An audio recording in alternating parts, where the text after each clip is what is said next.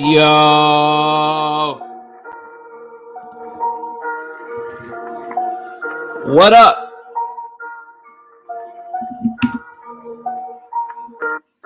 Let's get it.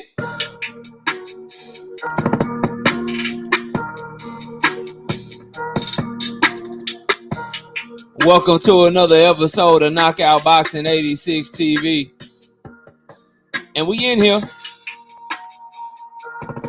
Smash the like button as you come in the building. Punch the like button, kick the like button, headbutt the like button. Let them know we here, man.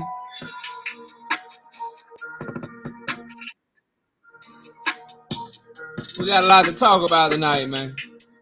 We got a lot of boxing to talk about tonight, man. I'ma cook. I'ma say what I gotta say. Then we gonna let y'all come up and cook with your boy like we always do. We also got a debate this week, man. Thursday night, we got the woke sports fan, Woke, my friend of me. You know what I'm saying? My biggest support hater. I don't know if that's a thing. He coming through. He gonna ride for Devin Haney. He going against my brother from another JD. They gonna get it in. All my people get them likes up. It's Tank Davis fight week. Oh, my bad. It's Tank Davis exhibition week. Y'all hating ass out of here, man. What I'm saying was, if Ryan Garcia versus Tank Davis is an exhibition, and the reason is because y'all say Ryan Garcia ain't shit, then every fight that Shakur Stevenson has had, not named Oscar Valdez or Jamel Herring, is an exhibition. Hell, all my Shakur fans, right? If you like Shakur's performance against Sushiro Sashino, then that was an exhibition. Because Ryan Garcia is better than California Roll, is what I'm telling y'all. Hey, Devin Haney fans, y'all like to argue and talk about that knockout of the year over Abdulev. Ryan Garcia is better than Abdulev. So if Tank and Ryan is an exhibition, then Devin Haney Abdulev is an exhibition. Let's get it. Hey, yo, DJ G5 Gay. DJ G5 Gay, my brother, leader of the TWT. You know what I'm saying? Can you drop that beat on their head one time so we can get the show started, man? Appreciate you. KO debate here. We lit tonight. Y'all come through, man. Y'all know how we gonna show up and show out. See y'all all in the building.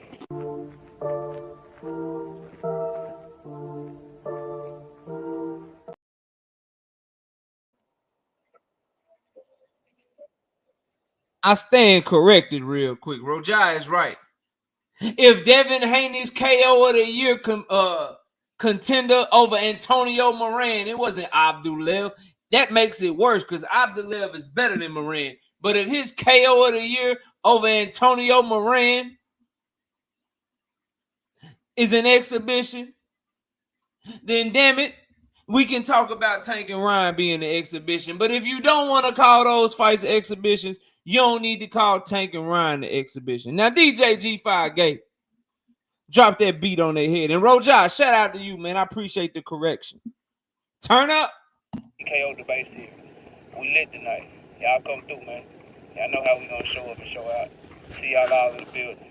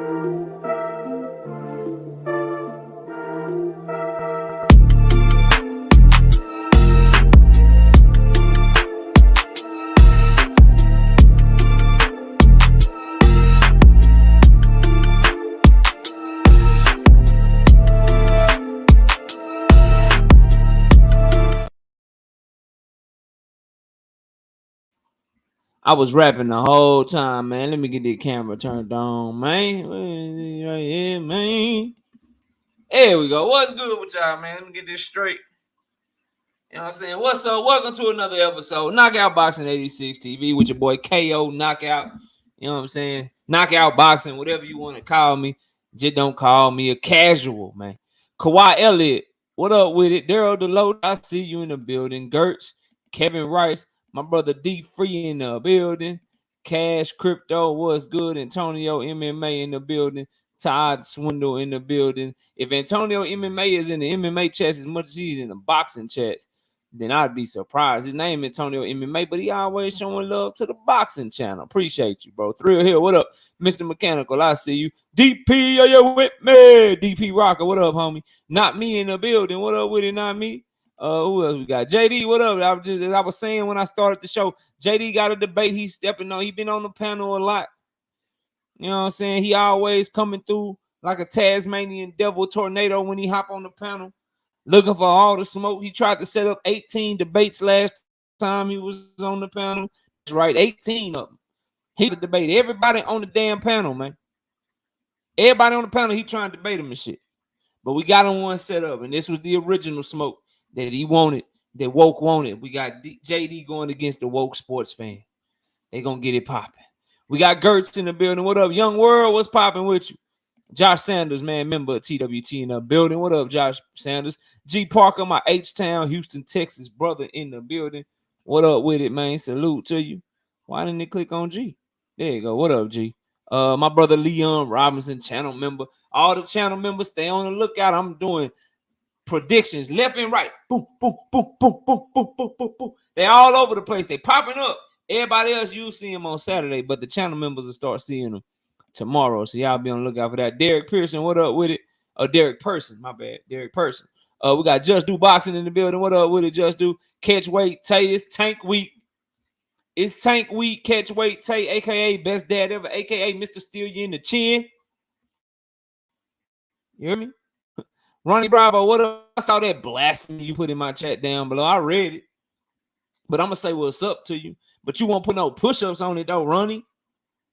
You ain't trying to put no push-ups on it. Ronnie down there in the chat talking about he got Ryan. He got Ryan.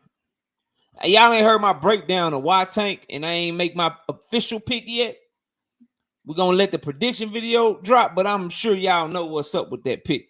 Ronnie, I bet you won't put no push-ups on it. I got 100 of them things. Feel me? Yeah. Thoroughbred Boxing. What up, Rajah? What up? Who else we got in the building, man? Who else we got? Big Ray, channel member in the building. Big Ray sliding through that thing. You hear me? Who else came up? It jumped on me, but it's getting back low. There we go. There we go. Big Block. What up, Big Block? I see you, bro. I see you. Edgar Chavez, always in the chat, always watching the live streams. He don't miss not a one. KTB, what up, bro? Mr. Mechanical, I think I spoke, but you such the homie. I'll speak again, bro. What up? Anthony Chulo, you know what up? King Larry, what up, bro? King Larry sliding through. You know what I'm saying? William Old School, always in the building. Specific volume. Y'all go check out his Tank Davis. Ain't no safety on this Glock. I finally watched it, bro. I commented on it when I watched it. That shit was fire. You know what I'm saying? That shit was fire. I'll go check it out right here on YouTube. Specific volume. Doing this thing. You know what I'm saying? Got the bars, got the beats, got the hip-hop, got all that shit, man. Rick Timms, Houston Rick. You know what I'm saying? I don't know why they call him Little Rick. He tall as shit. But that's Rick Timms in the building. What up, bro? A-Bod Zane, what up, man? I think that's everybody for right now. You know what I'm saying? Cash Crypto, I think I ain't speak to you. But what up, Cash? Cash Crypto in the building. Cash Cryptocurrency, perhaps? Are you trading in Bitcoin, Cash Crypto? Are you like a real smart hacker software developer trading in Bitcoin, Cash Crypto? What? Why the name, sir? Or ma'am? Shit, we don't really know. All right, let's get to this action. First thing I got to talk about today, man. Luka Dunn, what up? Tay, what up? First thing I got to ask y'all, man. What's Devin Haney going to do after the Loma fight if he beat Loma? And are you gonna finally point out the inconsistency? See, I was listening to Devin talk about what he was gonna do next when he was talking to Max Kellerman in an interview. And I also read it to make sure I heard it correctly. I'm trying to ask y'all, is he staying at 135 or is he going? Is he staying or is he going? Because it sounds like he don't know no more. That's what it sounds like to me. It sounds like he doesn't know anymore. Okay? Sound like he don't know. Sound like he don't know. He said the big fight's at 135, but I want to be a multiple division champion. I could go up to 140. I got to see how I feel after this fight. And this is why you don't say everything. Carl Brown, what up? This is why I tell y'all, pay attention. This is why I tell y'all that the takes age like fine wine. This is why I tell y'all, bro, stop letting people get over on you just because you a fan of theirs, bro. Now, everybody out here looking dumb because they was believing this and believing that, and now they move. It's funny how the closer that we get to the fight, the more reasonable that they start talking. The closer that they get to Loma, the more reasonable that they start talking. When I told y'all they was being unreasonable, they was capping, they true bad decision, that they should have did this, they should have did that. Y'all was telling me that I was trying to protect some people. Y'all was telling me that I didn't want no smoke, that I was protecting Tank, that I was hating on Devin and all that shit. Well, now all the shit that I told y'all that they should have been saying, bro. All the shit that I was saying that they should have been saying, hey, man, we ain't going to commit to nothing. You know, we focused on Loma. We're going to see how we feel making weight. You know what I mean? We're going to see how we feel making weight. And we'll see after that. All of that shit now, they starting to say.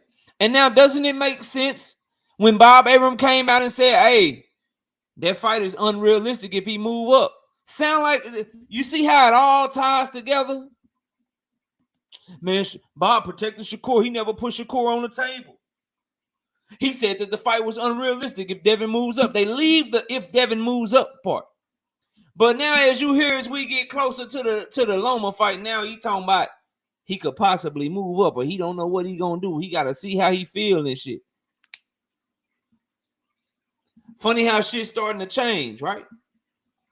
Funny how everything that I told y'all they should have been saying, everything I told y'all they should have been focused on, they now starting to focus on it. Or this is what it really is, and this is what's gonna mess some of y'all up. They've been focused on it, and this been the plan the whole time. They just distracted y'all and distracted the fan base to try to build him up into something and to try to make it seem like it was something that it wasn't. You ever think about that shit? All of that, we staying at 135 for sure. We went to Bob and asked him to push Shakur on the table. The anti-Tank Davis campaign, all that shit was a distraction for what's really been going on. And what's really been going on is what he told you way back when. I'm having trouble making a weight. I gotta see what happened, see how I feel. And now because of all of that, when you say everything, people are gonna ask you to stand on it. And I'm telling y'all right now, not knockout, because I'm fair. And shout out to my brother, not me, with that $10 in the super chat. Not only is he a member to the channel, he said, I got you with the first super chat of the night, KO. I'm gonna throw some color in the chat for you. Appreciate you, not me. He say, KO, I'm not gonna lie, my Texas Cardinal out.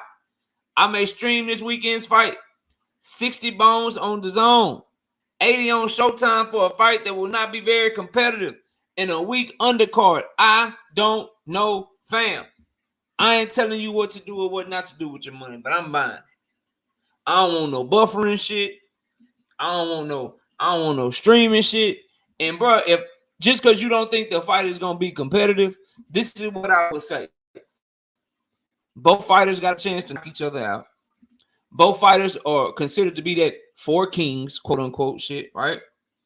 And if you want big fights, if you want boxing to give you media workouts and grand arrivals and media press tours, and you want them to have the press conference the week of the fight too, and then a great weigh-in that you get to watch and all this coverage and all that, if you want that to continue, then you gotta pay for it.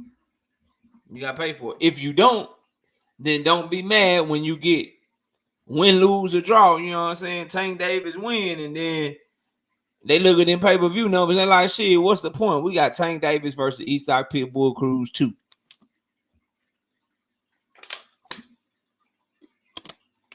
Just letting you know, bro. Again, I ain't telling nobody what to do, what not to do with their money. Y'all do what y'all want with y'all money. I've never done it.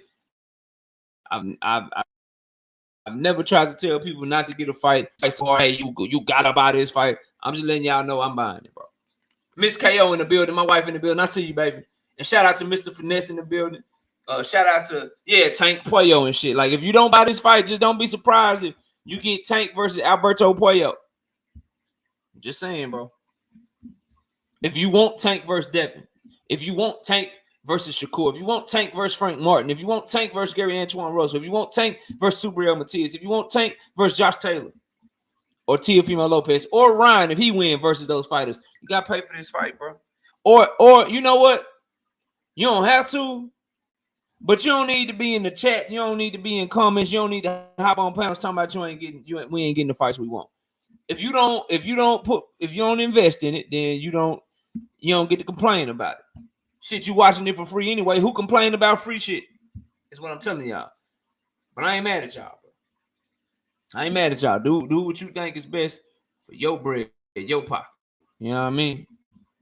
But back to so I told y'all this was gonna happen, right? I told y'all when Devin Haney signed that deal, I said, hey, they're gonna be complaining about the deal. They're gonna act like they can do everything else, and they're gonna be calling other people ducks and shit because they signed this deal with Top Rank. That shit happened. I told y'all when all the distractions was around, oh, he could do this, he could do that. I told him, man, he can't do shit. He fighting Cambosa, he fighting Lomachenko. That's what they said he gonna do. That's what Top Rank said he gonna do. He signed the Top Rank. That he gonna do what they told him to do. All that shit happened.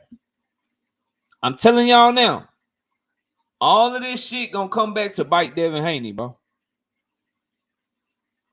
Even if he beat Loma, it's gonna come back to bite him. And it can come back to get him in so many ways. That's why if he do this, if he get through all of this shit, bro, it is going to be a huge feather in his cap. Number one, the entire business of boxing is against him with this Loma fight. They gave George Kambosos 4 rounds. How many you think they got for Loma, bro?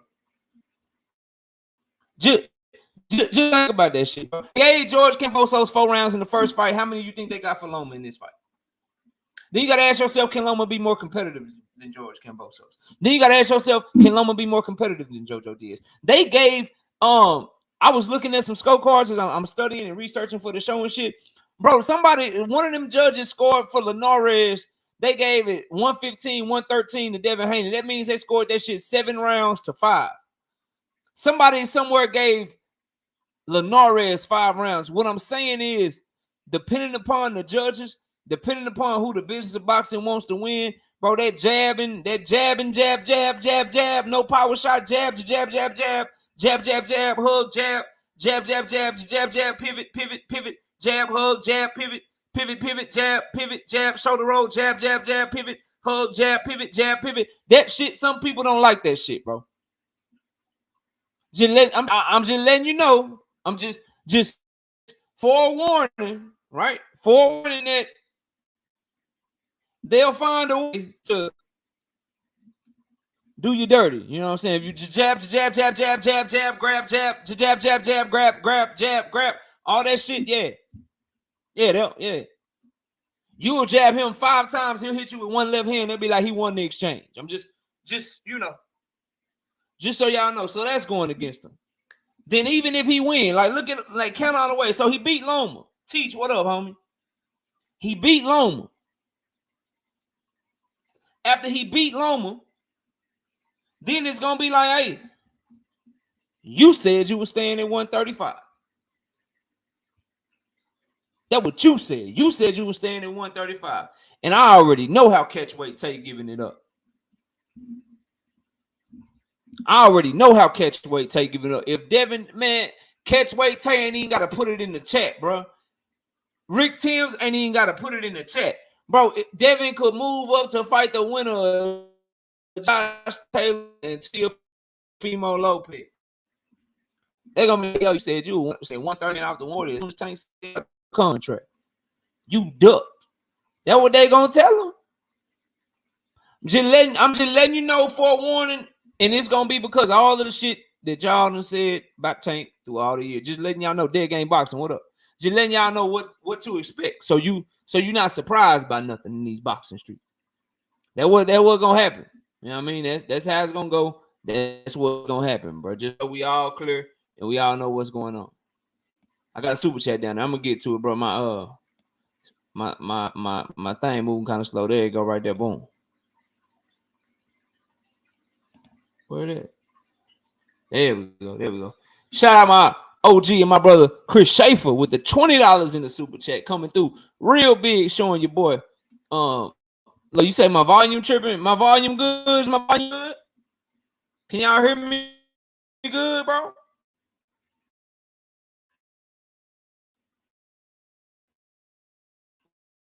Is that just good? Put 100 in the chat if y'all can hear me good. Miss KO say we good. Okay. All right, we good. Bit choppy. It's slowing down a little choppy. Okay, we should.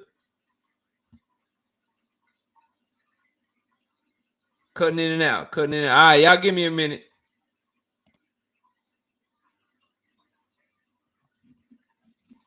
How about now with no camera? Is it better with no camera?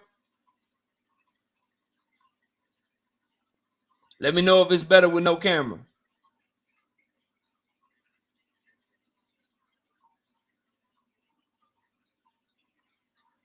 I'm gonna have the camera out for a little bit. Okay. All right, I'll turn the camera back on in a little bit, and we'll go from there. All right, bet. So shout out Chris Schaefer in the super chat with the $20. He say, salute KO. I'm buying this one also, KO, but I've said for a long time now, we got to stop buying the BS. That being said, what do you think about boxing going back to the closed circuit model in arenas? I like it. Your thoughts? I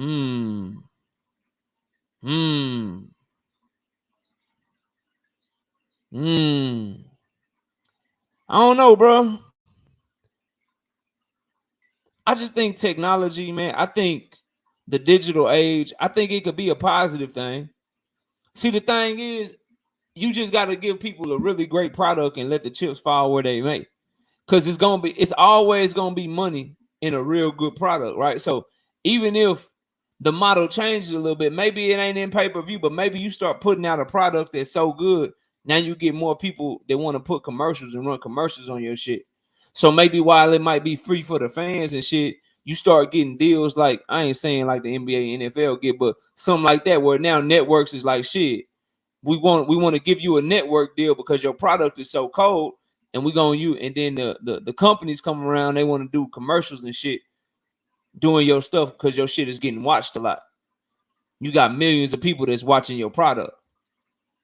So, you know, it to me, the one way to fix all of this shit, man, just keeping it 100 with you, Chris, the only sure way to fix it is to just give the people a better product, bro. That's the one way to fix it better than anything else that anyone could do, bro. You give the people a great product. Feel what I'm saying? You give them a great product. And then yes, I agree with that, seen and unseen boxing. Common sense shit like that. I've been said that. I've been pushing that. I've been pushing no rehydration clauses. I've been pushing no negotiating the weight, the ring. Anybody that know that been following the channel, they know that I've been pushing. You don't get to pick what gloves your opponent wear. I've been pushing all that shit. That's another thing though. Your scorecards, bro. I shouldn't even have to have a conversation or tell y'all nothing about Devin Haney getting ran down on and getting cheated by Loma and by the business of boxing. Because they should have to show their work. You remember the teachers in school when you had the math problem?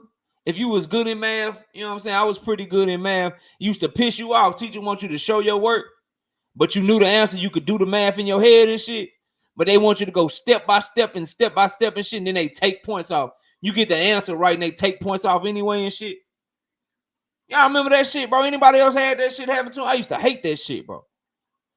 I used to be mad to the motherfucker. Like, I got that shit right. You gonna take points because I skipped the step. I did the shit in my head. It ain't my fault you slow. Shit. Hell you mean? You know what I mean? Judges should have to show their work, bro, is what I'm saying. They should have to show their work, bro. Yeah, I used to hate that shit, Edgar. I'm telling you, bro. I was good at I sucked at geometry. Algebra, I was straight. Straight little rules, you know, you got to multiply, do everything first. You give me some shit like that, I could do the whole goddamn thing in my head and just put the answer up under it. They hated that shit. They want me to do one parentheses at a time. You know what I mean? One parentheses at a time, bring it down, then do the next parentheses, bring that shit down again. You know what I mean? Then combine them and then add them up and then bam, now you got your answer and shit. Bullshit. And it was Ronnie Bravo fault. It was Ronnie Bravo fight. Ronnie was like, shit, I looked at the back of the book for the answer. So that's why they did it to me. See, it was people like you, bro. Judah Ben, what up? It was people like you that made me, Nitty G, what up, homie? It was people like you that made me have to show my work when I wasn't even cheating. I just knew what I was doing, bro. I knew what I was doing and shit. Then they make you read dumbass books, bro. They make you read these dumbass books. Anybody ever read Death of a Salesman, bro? We got 130 people in here. I'm a little off topic. We'll get back to it. But anybody ever read Death of a Salesman in school, man? Did y'all have to read that shit? Say, nah. Bro, it's the dumbest book ever, bro. Long story short, it's this dude that's a shoe salesman. You did teach? Okay, cool. Teach. Why he kill himself, teach? Listen, y'all. This man had family, children, they loved him or whatever, but he hated his job and shit. He couldn't stand his job, bro. Right? He couldn't stand his job. And so he just cried and complained the whole goddamn movie, bro. The whole movie, he just sad and crying and shit. And at the end of that bitch, he killed himself. And my teacher got mad at me because in my paper, and when they asked about it, I said, I thought he was stupid. They were like, why do you think he's stupid? I was like, he never tried to get another job. He never tried to get another job, and he never went back to school. All he did was complain. And his wife loved him, his kids loved him, and all that. And he just sad and shit, so he killed himself. He didn't even try nothing else. He didn't even try nothing else. Oh, my teacher was mad, boy. My teacher was mad than a motherfucker. I'm like, well, shit, whatever, man. He ain't call on me when they start you know how they call on you to talk about the book and shit. I try to raise my hand. He ain't call on my ass no more. He ain't call on my ass no more. But the shit just didn't make sense to me, man. The shit just didn't make sense to me, bro. Life is good. Weak ass shit. But the thing is, life is good, bro. You try something else, bro.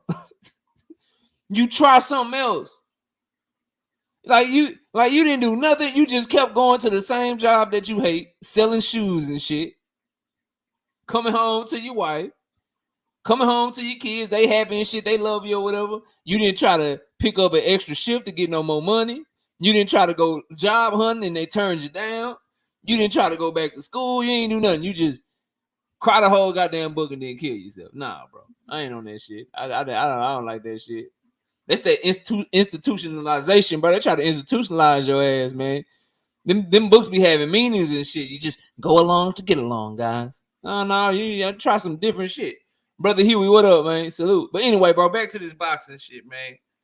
Back to this boxing shit. It all started with us saying, math and how the teacher wants you to show your work. Judges should have to show their work. Like we started off this whole before I went off on that tangent and shit. You know what I mean? Judges should have to show their work, bro. Every other official. Think about how corrupt and how crazy boxing is. Can you name another sport where the officials or the people that score in that sport get to score it in secret? Think about that shit. Think about it. Like, think of your sport outside of boxing and outside of combat sports, because I think the UFC do it too. But think about that. 99% of sports, you do not get to hide your score, your scoring of whatever sport it is, bro. These dudes get to just make up shit, and then sometimes you can see them. You can see him. Rolo in the photo says gymnastics and rodeo, and gymnastics be corrupt in a motherfucker too. Rodeo, shit, I don't know nothing about that. Rolo in the photo. I'm from Texas and shit, but I ain't that country, bro. I'm from Texas and shit. I ain't that country though. I don't know shit about the rodeo. I know that you got 8 seconds before, if that bull throw you off that motherfucker, you lost. And all I know, Rolo, is you got 8 seconds, bull throw you off that motherfucker, you lost, bro. I don't know nothing else. My mama took me to the Universal Circus when I was young, bro. That's all I remember. Cotton candy, dog. Cotton candy and some popcorn, and she gave me a big ass Dr. Pepper, bro. You know what I mean? But I don't know about that shit. I don't know nothing about that. But so they should have to show that shit, bro. All of the best sports, you get to know. You know how much more entertaining that shit would be if we knew what they were scoring that shit, and then you could see their ass, bro. You could see the motherfuckers, right? You could see the judges making shit up, cause you know it's about to be some bullshit when they be like, we going to the judges' scorecards, and then it take them like 10 minutes to work out the score. You know they over there erasing and filling some shit in and trying to do the math to make the shit make sense and all that shit, trying to go back and get this person around, bro. They will take, I've seen them take sometimes 5-10 minutes just to get the scorecards to the announcer and shit. What's taking you so long? You ain't doing nothing but adding 10s and 9s, bro. You ain't doing shit. Thank you, baby. You ain't doing shit but adding 10s and 9s, bro. 10s and 9s. That's all you gotta add. And it's taking you 10 minutes to figure that shit out. Get y'all cheating ass out of here, man. Get your cheating ass out of here, bro. Get your cheating ass. They go over there and the dude, they be having cards and shit. Like all of a sudden, like what? Here's another thing. Why do the judges get like 10 scorecards to fill out, bro? You ever seen them when they go to the judges' scorecards? They got a stack of them hoes, and you know they about to do some bullshit because they'll start going through them and shit like they dealing cards and shit. They'll flip through them motherfuckers, man. So yeah, I'm with you, because it'll put more integrity into the sport, and if you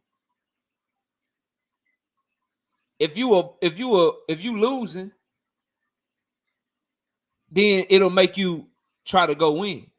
And that's what we love about the other sports that we get to go, because when they losing on the football field, they start playing harder, they tackle harder. You know what I'm saying? They take more chances with their play calling and shit. They'll throw the ball and shit. You know what I mean? They'll throw the ball and take more shots, make the game funner to watch. Boxing is no different, except for it can be even more dramatic in that sense. It can be even more edge of your seat entertaining, because these is punches they throwing. You get to that mud, you know what I'm talking about? You get Devin Haney, Loma and shit. Devin Haney boxing, jabbing, boxing, jabbing and shit. Everybody looking at that fight like, oh, Devin boxing circles around this motherfucker. Devin doing them dirty right now. And then they post the scores midway through the fight. That shit say 4-2 Loma. Shit. Then if Devin got everything, Dub right side, Jay Grant Jr., BFTB Boxing, Dank Father. If he got everything they say he got, wouldn't it be fun to watch him know the score of that fight, know they trying to do him dirty, and then just turn up on their ass, bro? But nah, because he don't know the score, he feel like he winning. He just jabbing and winning. He do that shit the rest of the fight. But if he knew better, he probably would have did better. He probably would have did more. Yeah. Think about it, bro. Think about it. It'd be better if we knew and the fighters knew what they was going into.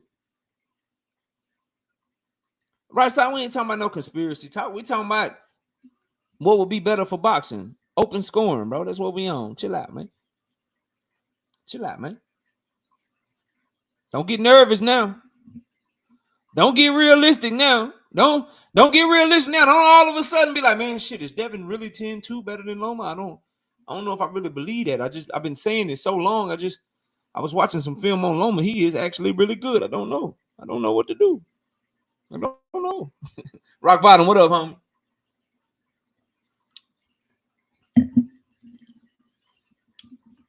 So that's what I think of that, bro. And shout out to my brother Young World, you know what I'm saying, in the $5 pursuit that says, wait, I thought on the replay you can see the judges' cards. Or was that just an HBO thing? Salute to the chat. Nah, bro. I think the HBO thing was, didn't they do open scoring? Was that Trout? Was Canelo and Trout on HBO? I can't remember, bro. I can't remember off the top of my head. I think you're talking about Canelo and Trout. The only thing that you see right now is the unofficial scorecard, bro. That's the only thing you see right now is the unofficial scorecard, bro. On Showtime, ESPN, DAZN, all them hoes. Unofficial. Chris Schaefer ain't got no, man, hold on. Chris Schaefer the wrong goddamn color, bro. Let's fix that right quick. There you go, OG. Bam, he in there. Kadar too. Kadar always coming through showing love. Here we go, Kadar. Let me get you right too, bro. Let me get you right. You know what I mean? All right. So, as we were saying, bro, before we got to the open scoring shit,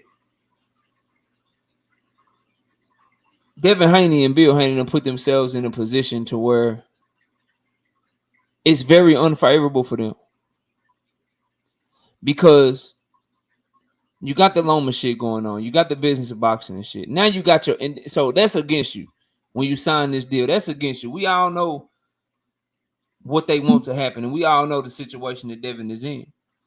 But now your mouth, the mouth of your father. Now people looking at you sideways. And I am too, because these comments yet again, bro. Yet again. So... Now, 2 weeks in a row, we did the live on Thursday. We did a long live on Saturday. We're doing a live right now. So now, within the past 72 hours, Devin Haney's comment about Shakur calling him out did not match the energy of his comment about what his father had said about Shakur and how they went to Top Rank and tried to get the fight, but he wasn't on the table and all that shit. His energy didn't match then. And now his energy's not matching with the stand at 135 shit. With the 135 shit, it's not matching now, bro. Cause now I just heard him, as I told y'all, hey, I gotta see how I feel against Loma. Then we'll make a decision. All the big fights at 135, but I'd love to be a multiple division champion. Josh Taylor, Teofimo, like now you talking like you non-committal and shit. Now you non-committal on staying at 135, but you just told us that you was staying at 135. And now you're saying what I told you that y'all should have been saying from the jump. No, okay, yo, he just got to answer the call. He gotta go at, you know what I'm saying? They acting like he's scared. It's Devin Haney. He's staying for the smoke. Okay. I'm like, hey, but he didn't look good on the scale last time. Y'all think he gonna look better on the scale a year later? You think he gonna be better on the scale a year later? What's the chances of that? A year later, a year older? Because now you in a position, bro, that if you go any other direction versus other than Tank, bro, people are going to eat you alive. They're going to do that to you because you pushed yourself into this position when all you had to say was, I'm defending against Loma. After that, I don't know what I'm gonna do. We shall see. But when you go above and beyond, and here goes that theme again, y'all will notice that it always rings true. When you go above and beyond to put extra sauce on shit, shit can come back to bite you. Now, doesn't it make sense that Bob Abraham said that the fight might be unrealistic between Devin and Shakur if Devin wins? Because maybe he knew something we didn't know. See, y'all said Bob was capping and that he was trying to protect Shakur.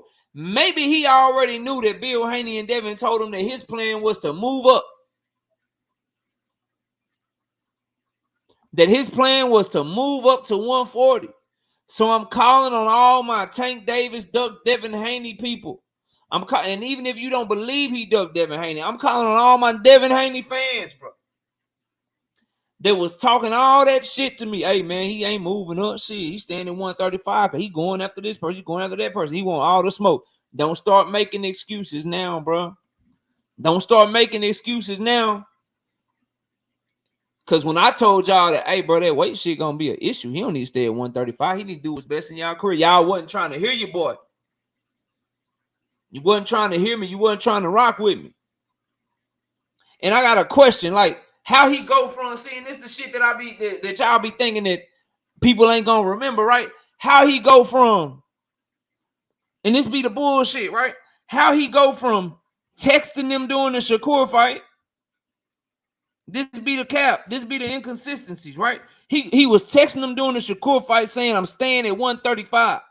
And my brother right side was telling me, well, shit, he called out Shakur first because he called them to let them know he was staying at 135. And not even a week later, he's saying he don't know.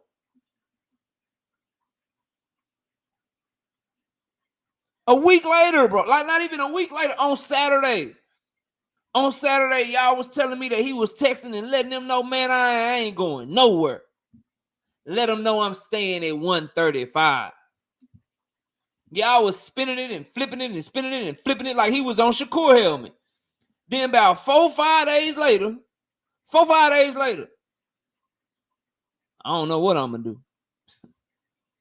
Big money fights at 135, 140 could look good. I got to see how the Loma fight go. Got to see what that is, all that shit. Just last question. Last question on this one, right?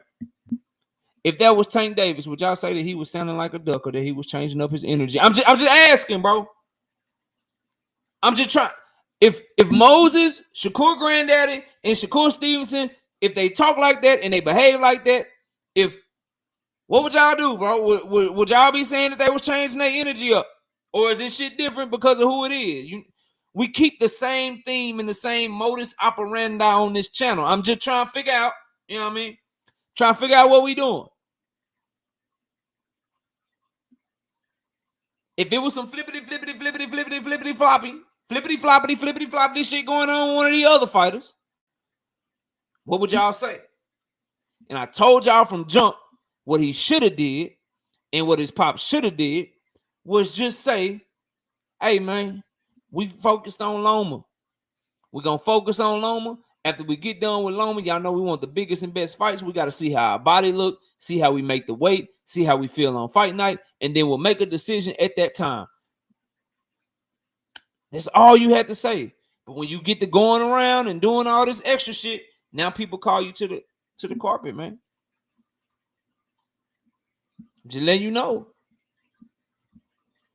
It was with Max on Boxing, Max Kellerman, right side. You can either go watch the interview, bro, or if you go to Boxing News 24, they got the article up of all his quotes, everything he said and everything Max Kellerman said, bro. So you can either read it or you can listen to it. I listened to it and I read it. But Max Kellerman did the interview with him.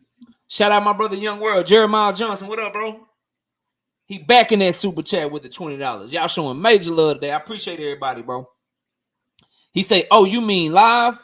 I was saying when they replay the fight, I thought they give you how each round was scored between rounds. But yeah, boxing too corrupt for open scoring. That would be fire though. Dank Father, what up? Dank Father always just in time when I get done talking about Devin. But then when we go back to Devin in the open panel and shit, he'll start taking shots at my takes and shit in the chat. Dank Father said he gonna hit the panel soon though. When he hit the panel, we gonna shut shit down for my bro. Shout out Dank Father. What up, homie? Hope all is well with you, bro. So let's get to this exhibition. Let's get to this exhibition.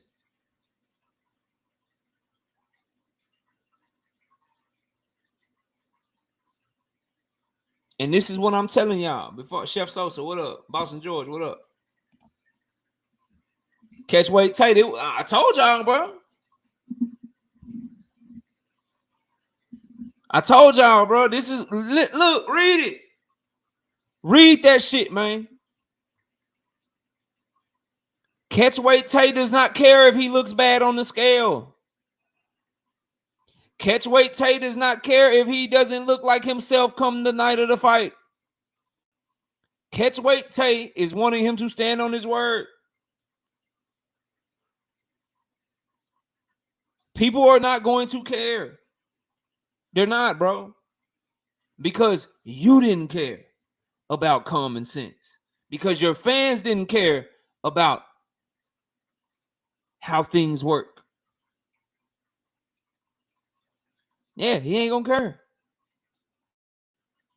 And it's gonna be plenty of people just like him. Just so you know.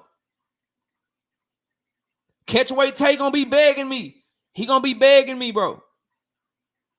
He gonna be begging me to turn up on y'all. No, knockout. No, they got a knockout. Turn up on him. Nah, knockout. You gotta cook him. He gonna be begging me to turn up on y'all, bro. But in the sake of being who I am, I'm gonna refrain from it. But I'm just letting you know what's gonna happen. I'm just letting you know. People gonna be cooking them, man. I'm not gonna do that because I'm gonna actually look and see, oh, you look like shit on the scale. Oh, your face look like a skeleton diagram. All right, I'm cool. You good, bro. I ain't tripping. But you got people that's gonna be like, hey, man, you said this and you doing that. You lied. That's a duck. I'm just letting you know what's gonna happen to you, bro. But let's get to this exhibition, man, so I can drop this link for y'all. We got the, I would say fight week, but it's exhibition week. It's exhibition week. Yeah, that's what y'all told me, man. That's what y'all told me. Where are my people? Where are my people that think this ain't a real fight, man? Where they at? Where are all my people, you know what I'm saying, that say this is a real fight? You know what I mean? Yeah, Rolo petty. Cause come on, Rolo, you team Dev all day. You team Dev all day. You know they be petty too. So when that petty come back for you, you just gotta take it with a grain of salt. Smash the like button, like Big Ray said. Y'all listen to him.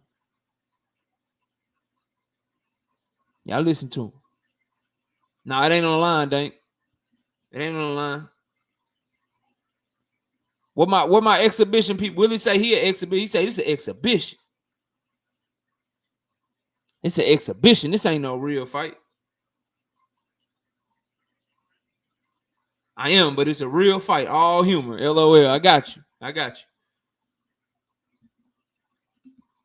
So I emaciated. I got you. I know what you meant, bro. I know what you meant. Listen, bro.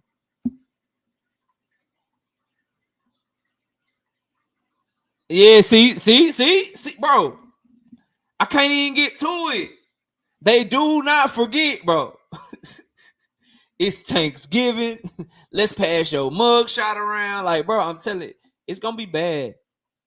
It's gonna be bad if you do, bro. I'm telling you right now. It's gonna be bad if you don't stand on that shit, man. And he's and it's crazy. The closer and closer that we get to this Loma fight, the more realistic and and more kind of non-committal they starting to sound, bro. Just the observation. Y'all will tell me I'm hating, no, but the closer that they get to this Loma fight, no evidence, what up? The more non-committal, the more politically correct they starting to sound. When the Loma fight was further out, man, I ain't signed shit yet. Teofimo can get this work. Tank Davis can get this work. Shakur, you can skip the line. All y'all can get this work. I'm staying at 135. What's happening?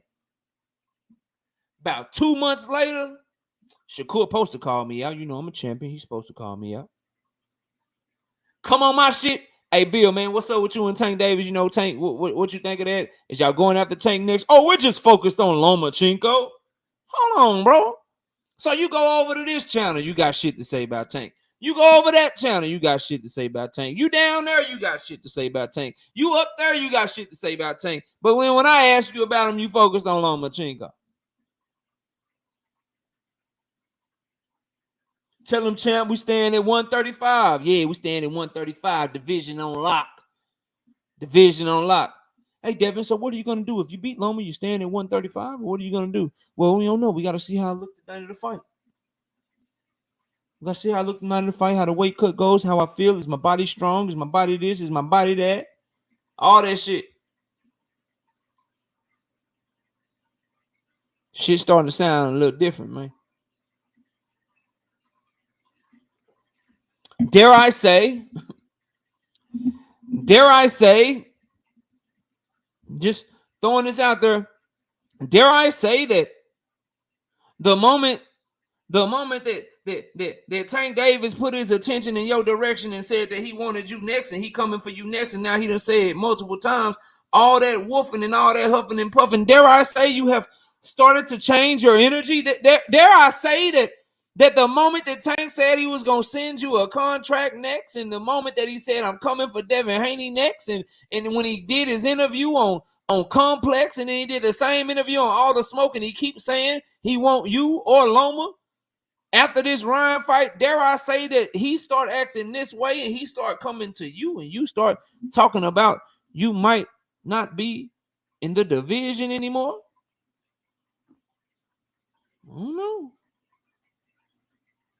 I don't know. I got some questions. Why he ain't got the contract already? Because they don't know what he gonna do, Dank. Is he with Top Rank? Is he not with Top Rank? Is he with Top Rank? Is he not with Top Rank? Did they offer him a fourth option? Did they not offer him a fourth option? Is he looking to be independent, or is he looking to stay there and move up to 140? We can't send him a contract, Dank. Don't nobody know what he gonna do. You moving up? Yes. You moving up? No. You moving up? Yes. You moving up? No. You staying at 135? Yeah. You staying at 135? Maybe. You going up to 140? No, I'm staying at 135. You going up to 140? Maybe. Shit changed like the weather. Shit, we don't know. Gotta wait to see what he do after May 20th, bro. That's what I've been saying, man. Jamal Johnson with the $2 in super chat. Knockout. You on. He done already cornered himself, Dank. No need. Omega Red, what up? He done already cornered himself, bro. The same way, and it ain't no change. I don't want nobody to get it twisted. Because let's like I see everybody riding and shit. Tank gotta stand on his shit too, y'all. Don't misconstrue what I'm saying. He gotta do what he's saying he gonna do too. He done cornered himself as well, but Devin got to stand on that shit. The same way we asking Tank to, we asking Devin to. The same way I said, yo, Devin, you talked all that shit about Loma. You said they should have caught you earlier and it was too late for him. You said he ducked you. You literally carried your belt around saying that he ducked you for like 2 years.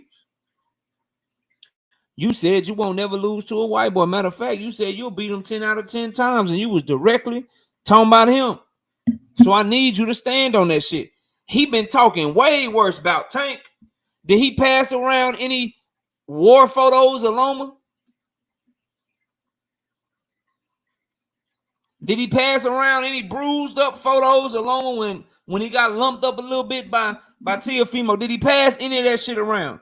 Did he drop sparring footage Did he drop sparring footage of a Loma opponent leading up to a Loma fight to try to make Loma look bad? Did they accuse Lomachenko of cheating? Is what I'm asking y'all. That's what I'm asking. If he ain't like, I don't know what y'all want me to do. But let me get to this last point so we can drop the link and talk this box. Let me see if my camera don't trip. Let me see if my camera don't trip.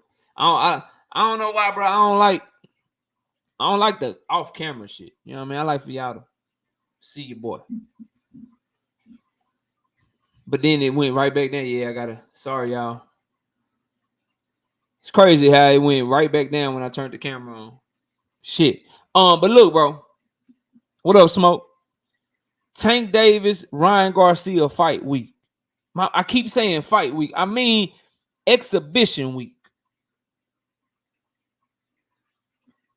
I meant exhibition week. It's Tank Ryan exhibition week.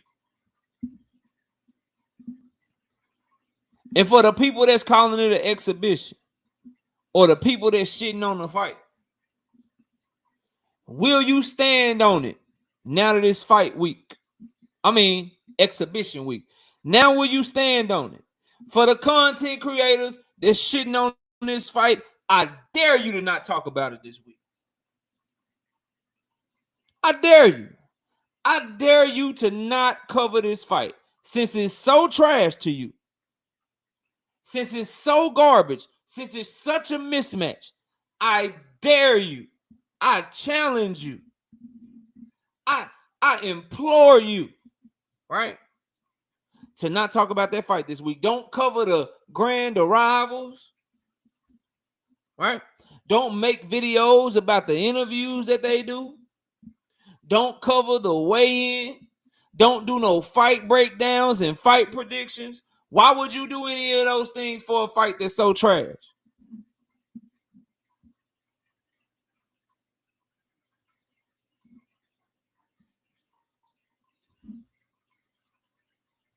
Is it trash or are you just hating?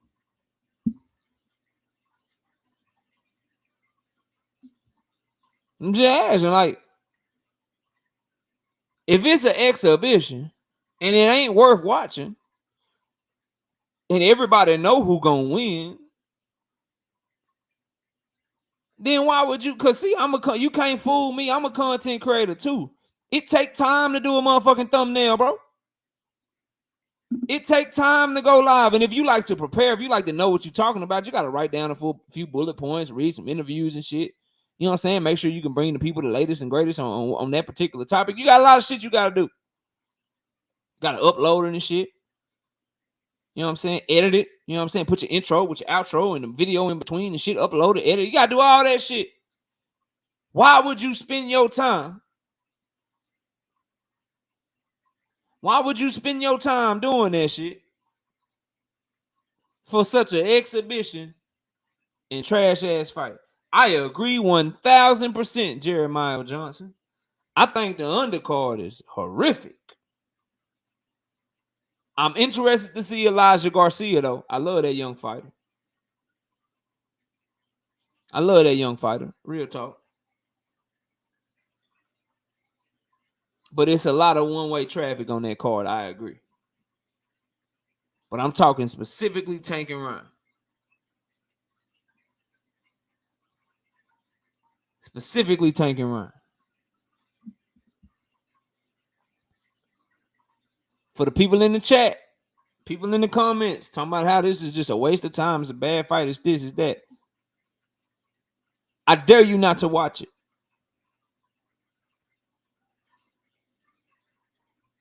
You may not pay for it, but you're going to still pay with your time. You're going to sit your ass down and you're going to watch it. Straight up. You're going to sit your ass down and you're going to watch it.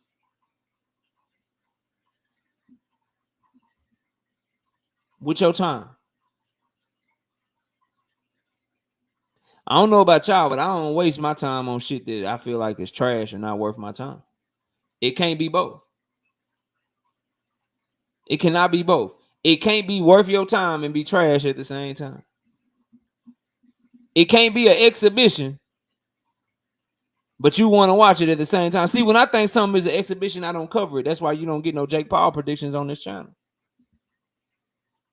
That's why you ain't see me cover a Chad Ochocinco boxing match or Le'Veon Bell boxing match. Those are exhibitions. Anyone comparing this Tank and Ryan fight to that, you just hating, bro. You just hating. And I would just simply ask, bro. And I'll wrap it with this before I drop the link, right? I would just simply ask. This right here. And I'm being dead ass serious. And this ain't no shade or no hate. But the majority of people that I hear calling Tank Davis versus Ryan Garcia an exhibition match, an exhibition fight. The majority of them that I hear saying this to me, most of these guys are huge Devin Haney supporters, right? Huge Devin Haney supporters. Because it started with Bill Haney calling it an exhibition. And my brother BFTB started it before him. That's where the shit stems from. So I would ask all these supporters, all these fanboys, all these people rocking with this narrative, right? If Tank and Ryan is an exhibition because you think Devin and Tank are on the same level and you think Ryan Garcia is trash. You think Ryan Garcia is trash. I just got a series of questions. Series of questions that I'm going to hold your feet to the fire and I'm going to ask you. Now, I expect that the chat gets quiet. I expect that the chat probably won't want to answer these questions. Right? But I can't help but wonder. I can't help but find myself asking is Ryan Garcia better than Juan Carlos Burgos? I'm I'm asking y'all some serious ask like Juan Carlos Burgos, Ryan Garcia.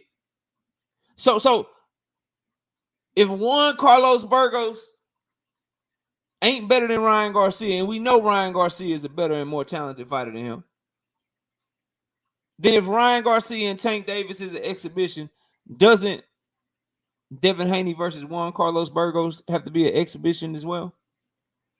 Or Devin Haney versus Antonio Moran, as I said when we first started the show.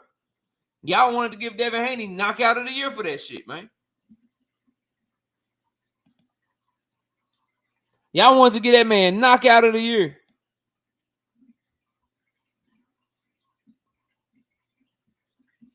Hold up. I don't know if y'all can hear me or not. My thing look like it's going down.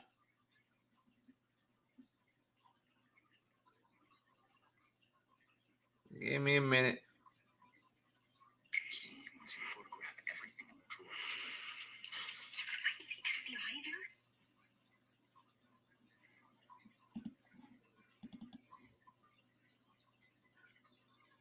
Give me a minute.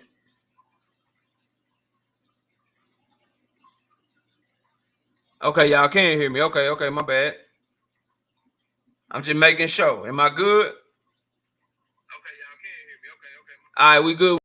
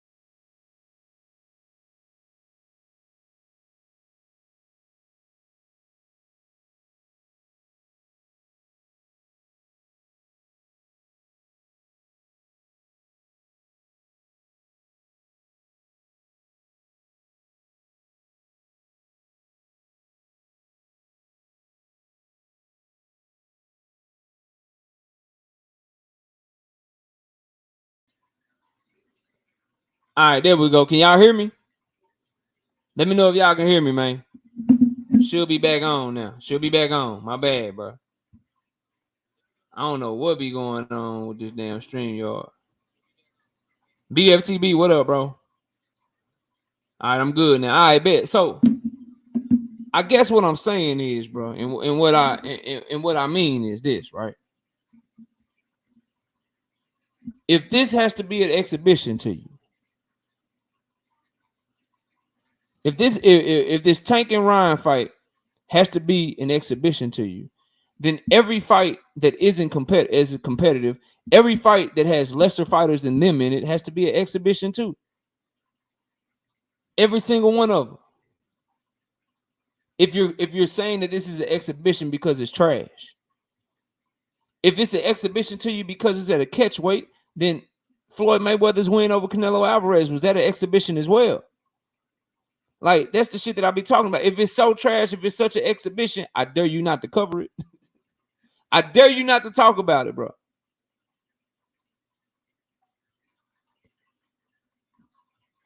Tank Davis versus Ryan Garcia is a way better fight than a lot of people are giving it credit for. Specifically, if you want to give people credit for knockouts over the year over Antonio Moran, bro.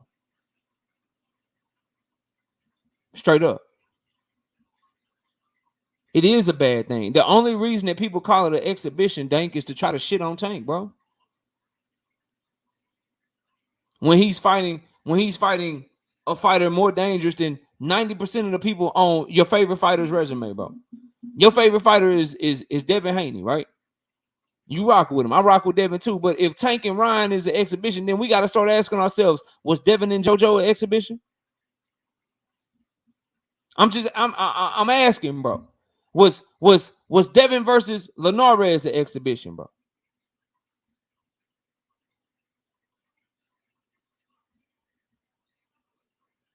You won't call it an exhibition. You don't care that Linares was 35, 36 years old, been knocked out 4 times.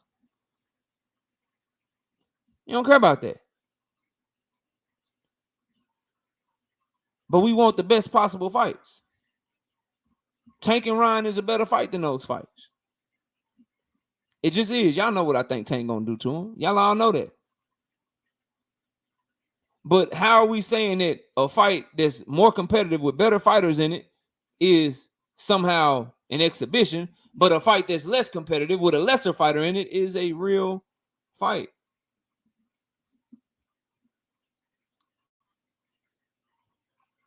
How? Like how do we get there? How do you let that logic, how do you let yourself get to that logic to where I know this fight is more competitive on paper. I know this fight is less competitive on paper. But I'm going to call this fight that I know is less competitive on paper, I'm going to call it a real fight. And I'm going to call this fight that's more competitive on paper an exhibition.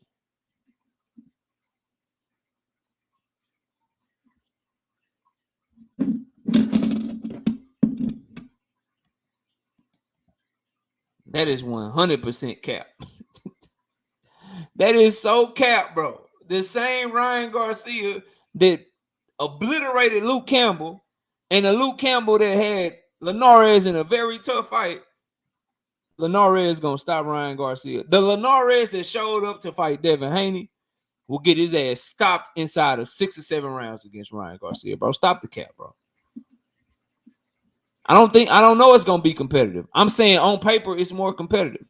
Like if Tank Davis and Ryan Garcia is an exhibition, is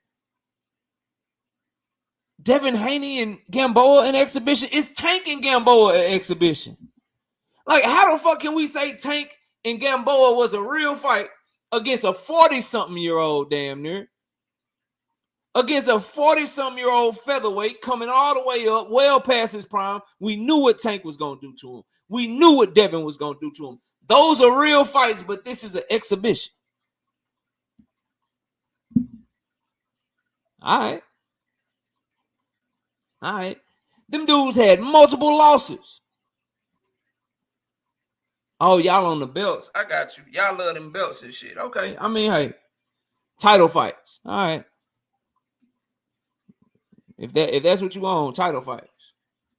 Do your thing, bro. Do your thing. I mean, I'm watching 40-something-year-old Kiko Martinez. I'm watching Josh Warrington fight for belts against Maurice, against dudes that beating his ass, bro.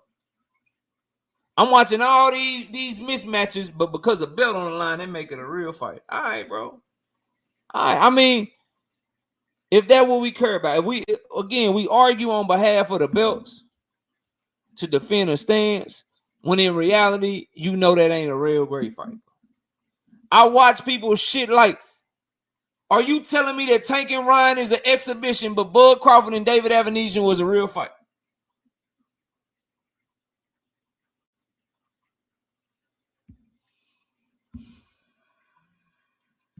Because a title was on the line, right? Sean Clark, what up?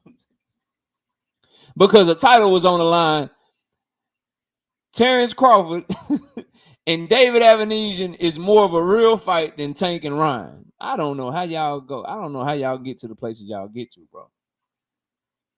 I really don't. I do not know how y'all get to the places y'all get to, man.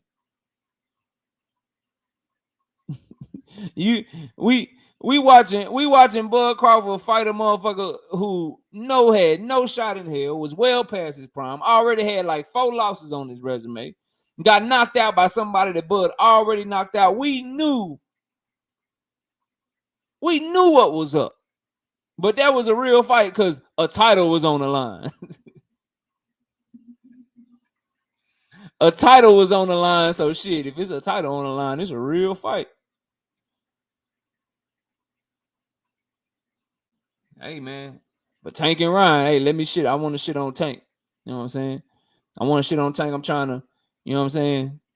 I'm Team Haney, so I gotta shit on everything that Tank do.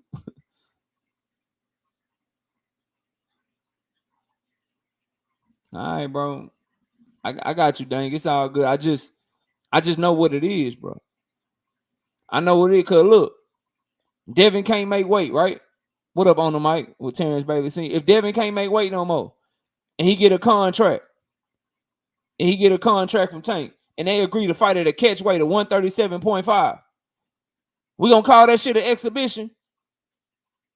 We calling that shit an exhibition? Devin go in there and box Tank head off his motherfucking ears, knock his left ear to his right ear and his right ear to his left ear, and outbox his ass. But it was a catch weight at 137.5 pounds. If I come in front of y'all and say, hey, man, that wasn't no real fight, that was an exhibition because it was at a catch weight, y'all gonna cook my ass, bro. Stop capping, man. Stop that shit. Y'all, you and nobody else, and nor should you, is gonna treat it like that. You gonna treat that shit like it was a real fight. Devin Haney put hands on him. That shit was popping. He did this, he did that. He proved himself. And if I try to tell y'all, hey, man, it was an exhibition. It was an exhibition because they fought at a catch weight. Man, y'all, man, come on. Come on, bro. Come on, stop, bro. Stop, bro. We got to stop this shit, man. We have to, bro. Because it could be your favorite fighter next. Devin having trouble making the weight. It could be your favorite fighter next. It could be your favorite fighter, bro. I know what I'm going to say. I'm going to tell you he gave him 2.5 pounds and still beat his ass if he win. And I'm going to say Devin Haney cut to 137.5 and box Tank ears off his motherfucking head if he win. And the shit count towards their record. Exhibitions, by definition, don't count towards your record. They don't count towards your record, bro. But this shit gonna count on both their record. If it count towards your record as a loss or a win, how can it be an exhibition? I be baffled sometimes. I ain't gonna hold y'all. I be baffled sometimes. Tank and Devin fight at a catch weight of 138. Y'all ain't gonna be ain't not nan person calling Tank and Ryan an exhibition today is gonna get that fight announced, see that the fighters announced and be like, oh shit, Tank and Devin, bro, it ain't a real fight, man. They fighting at 138. It's an exhibition. Ain't none of y'all gonna do that shit. Ain't none of y'all gonna do that shit, man. Y'all gonna be like, this is the biggest fight in boxing. This one right here is the one we've been waiting on. This the biggest fight in boxing. I don't care about Earl and Bud no more. It's Tank and Devin. We got the fight. That's all that matters. That's what y'all gonna tell me. And I'm gonna tell you the same thing because my energy don't change. See how that shit work? I'm gonna be right there with you. Yep. Great fight. Great fight. Great fight. Tank, Devin and Tank. Great fight. Best versus the best. I don't give a fuck where they fight at. 135, 136, 137, 138, 139, 140, 141, 142, 143, 144. I don't care, bro. I don't care. I don't care. And you won't either. If Ryan Garcia's name was Devin Haney, you wouldn't care either, bro. That's the point I'm making to y'all. You wouldn't care either. You tell me, like I tell you, we finally got the fight we wanted. Wouldn't nobody be like, man, we finally got the fight we wanted, bro, but damn, man. The fact that they fighting at 137, it just takes so much from the fight, bro. I can't even call it a fight no more, bro. I got to call it an exhibition, bro. Now one of y'all going to do that shit, and you know it, too. And you know it, too.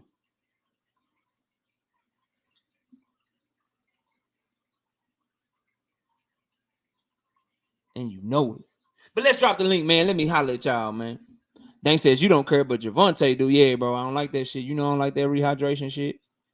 I don't like that shit, man. Catch weight, I don't really like it, but it's the rehydration really for me. If it's catch weight and they both just make weight and get it popping, then I'm 100. Like, I don't give a fuck. You know what I'm saying, bro? Like, if it's catch weight, they both agree to the weight and then they just get it popping, then shit, I'm 100%. I'm with that shit. I don't give a damn. But if it's catch weight and rehydration, then I ain't, you know what I'm talking about? I ain't with it, bro. Y'all come talk to me, man. Devin Haney, 135, 140. Tank Davis, Ryan Garcia, exhibition, man. We got so much to talk about, bro. I got the link in the chat. Let me go to YouTube and pin it up for y'all real quick. Y'all come on up, man. Talk some boxing with your boy. Shout out my brother Sean Clark with the $5 in the super chat. He say, everybody calling this fight exhibition gonna be talking about it for weeks after, eyes popping out their head, spilling popcorn in excitement, bro. Yeah, they gonna talk about it this week too.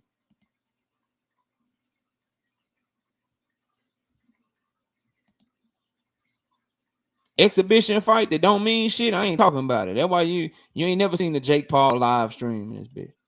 You ain't seen me cover not one of Floyd Mayweather fights post retirement, bro. Mike Tyson, Roy Jones Jr. I dare you to search my shit. I dare you to search my shit looking for some coverage on Mike Tyson versus Roy Jones Jr. I double dog dare you. Roy Jones just fought like a bodybuilder or something. I dare you to, I dare you to look up me covering that shit. Those are exhibitions. Anyone calling this fight an exhibition is just trying to tie it into those fights to take stuff away, to take credit away from Tank Davis. It just is what I see y'all in the back. I'm trying to get this pin though. Trying to get this pin. Y'all give me a second. Trying to pin this to the chat, man. But it's giving me a hard time. Then I'll let y'all up, bro. He said not Tankalicious. Why y'all make up these names for that boy, man? Tankalicious, though. That what they call him, man. God damn. You got a man. Tankalicious, bro. Shit. Yeah, Anthony Pettis. There you go. That's who he fought. Those are exhibitions, bro. Hey, watch this. Watch this. Nick J, was Shakur Stevenson versus Sushi? Was that a real fight? That's the first question. Was that a real fight? Sushino, California Roll. I call him California Roll. BF got another name for him. I call him California Roll. Was that a real fight? The Tankamaniacs. Why Tank fans got names and shit, man? Why y'all gotta do that, man? Why y'all gotta do that, man? Why y'all gotta do that, man? Brother Omega back here, Bonton, South D-Town. What up? Right side, man. What's up with it, bro? Man, KO, what's going on? How you feeling tonight, man? Salute to you. I'm chilling. I'm cooling, man. Having fun. What's up? Man, I gotta go catch the interview, bro. I ain't had a chance to catch the interview yet, but nah, I agree with you, bro. I don't like none of the all this. We're gonna talk loud, we're gonna talk big, and now, you know what I'm saying. We don't know if we stand at 35. We may be going to 40. That's I don't. Know. I gotta see what the question. I mean, what the question were and how the answers, what the responses were. But I'm gonna tell you, I'm gonna have all the smoke for Devin and Bill if the next fight ain't Tank or Shakur at 135. It cannot be Tank, but it got to be because Tank duck him. I mean, I'm still okay. No, that's why I said Tank or Shakur. It got to be one of the two. You know what I'm saying? And it got to be at 135. And so, hey man, you know, you can't tell the fans one thing, and then all of a sudden, hey, if you want to change your mind, that's on you. But if you do, quote unquote, change your mind, don't act like I'm not for the shout out to Terrence Best Videos. I'm not going to be sitting up here talking about, well, maybe you forgot, or maybe you didn't know, or nah, we ain't doing none of that. It's, hey, you lied to the people. That's what it is. And if you lied to the people, you know what I'm saying? Whenever any fighter does it, I got smoke for you. And so it's not going to change. It ain't going to be no different. And so I'm looking forward to seeing Devin win this fight. I wanted to touch real quick. Open scoring thing, that would be great. The problem is, I thought he brought up a real good point. A lot of fighters, man, if they know for sure that they down, man, they might kind of just pack it in, you know what I'm saying? And Chris Colbert, they way out of the situation. And so we'll be robbed of the latter rounds depending on the fights. But it is what it is, man. Look, I'm gonna read it to you, bro. Okay, so go ahead. This is what Max Kellerman said to him. And I'll get your thoughts on it, right? He said, "Are you going to move? How much longer are you going to be a lightweight?" It's a two-part question, and you are eyeing the winner of Josh Taylor and Teofimo Lopez. Hold on, wait. Hold on. So Max Kellerman asked him if he was eyeing the winner of. He asked him, "Are you eyeing the winner of Josh Taylor and Teofimo Lopez? And how much longer are you going to stay at the lightweight division?" Okay, go ahead. He says, "We just got to see how I feel on May 20th. If I feel great, I'm strong and I'm victorious, and then we'll see. It's very much possible I could stay at 135. That's where the biggest fights are. The fights are for my legacy, but this is my first weight class. I'm looking to be a multi-weight world champion. Maybe we'll go up to 140 and become undisputed one day, God willing. So, of course, I'm eyeing Josh Taylor and Teofimo Lopez, but I'm also looking at the Tank and Ryan fight. It's a lot of very much possibles, could stay, would stay, maybe. It's a lot of maybes and coulda, woulda, shouldas in that response. What you think of that, man?" No, I mean that okay, that ain't that bad. I mean, as long as he say he's looking for that fight, and my thing, he got to make that fight next. If when Tank win the fight, then that's what he should be pushing and pursuing. It shouldn't be anything else. And so, but if he does for some reason want to move up right after this fight, because he say he didn't feel good, I got smoke for you. Just because you can't come out here and consistently, especially with Bill. Bill told us, I keep using the phrase that he used, we locking the door with some bad motor scooters. So you can't keep using these terms and saying that this is what you're going to do. And then when it comes to make the fight, you don't do it. Man, that's the fight that needs to be made, Tank and Devin. And so I'm going to keep the same energy regardless. I told y'all from the beginning, you can't tell me you're going to do something and then do something different. If he don't do it, then I got smoke for him. JD, talk to me, bro. What you got? Oh, there go your opponent, too. Yeah, I don't got nothing to say to walk until come fight night. Say what, bro? Y'all can hear me? Yeah, I can hear you. Go ahead. I ain't got shit to say to woke until fight night. Make sure that nigga bubble his mouthpiece. That's all I got to say about that. Boil it. Make sure you boil it. I'm going to give that nigga a nosebleed. I mean, he might be waking up on the canvas type shit. But anyway, what up, right side? What up, baby? JD, bro, what's up, man? How you feeling? I'm feeling good, man. Trying to make $1 out of 15 cents. KO, what up, baby? I'm chilling, man. Ready to see what type of... You're doing a lot of talking. I hope you bag it up on Thursday, man. Hey, JD, I'm You know gonna what I tell you, mean? I'm it's waiting to see. different. I'm gonna try to see what's up. You know, see what you coming with. You know what I'm talking Y'all, about? See if we can move you up to the y'all, big league. You going against a perennial sore loser. You know what I mean? And woke. You know what I mean? Woke don't like losing. So we'll see. We'll see. I y'all can can't hear wait. me, right? Go ahead. Yeah, I can hear you, bro. Go ahead. Okay. My response to that is say that. That's my response to that. Say that. I'ma see you come Wednesday. Mm. Oh, I'm sorry, Thursday. I'ma see you. I ain't really got shit to talk about, man. And I like niggas think I ain't jump off the porch, all that. I don't know no better. Say that. I'ma see you come Thursday. But anyway, to this Devin shit, it's looking shaky, baby. It's looking shaky, baby, man. You know what I'm saying? You know, I know y'all talk to Bill and all of them, you know, y'all got love, but see me, I'm a boxing fan. I don't know them niggas. Straight up. I don't know them niggas. So my stance is y'all not showing that same energy y'all was showing a couple months ago when y'all was signing them fights and calling out other fighters. You know what I'm saying? Y'all not showing that energy that y'all was showing for your friend who turned your rival, bro. And now y'all showing energy for somebody who you think is the Super Bowl of the lightweight division. But this nigga old. Lomachenko don't hold no threat. The best you can do is knock him out. You better not go to a 12-round decision and it looks shaky like your energy, bro. You better not. You better put hands, feet, and elbows on that nigga, bro. You better bring your inside game out, bro. You know what I'm saying? You better make Lomachenko feel like he truly is too little. He is a featherweight. You better make sure you better make sure you bring that same energy you say you gonna bring the Tank and Shakur to Lomachenko, bro. You know what I mean? Cause I'm all gas, no brakes with you, cop. Like you and your daddy. I'm saying y'all talking good game. We need to see it come May 20th, man. It's shaky baby.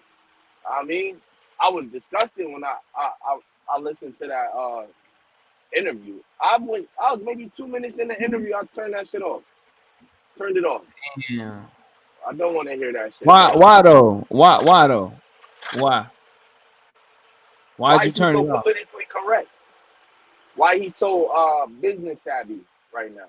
You a fighter. Why are you so complacent with the energy in the air, bro? Nah, you supposed to be talking that shit. You the man of the division with all of the hardware.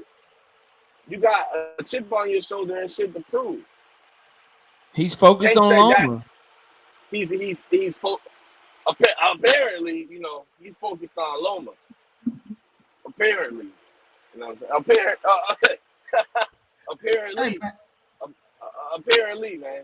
But I I tell you find it. what, huh? Go ahead, JD. Go ahead, finish. My bad. Go Nah, ahead. I was Yeah, gonna say, go ahead and man, finish and then you up. can You take it got it back. right side.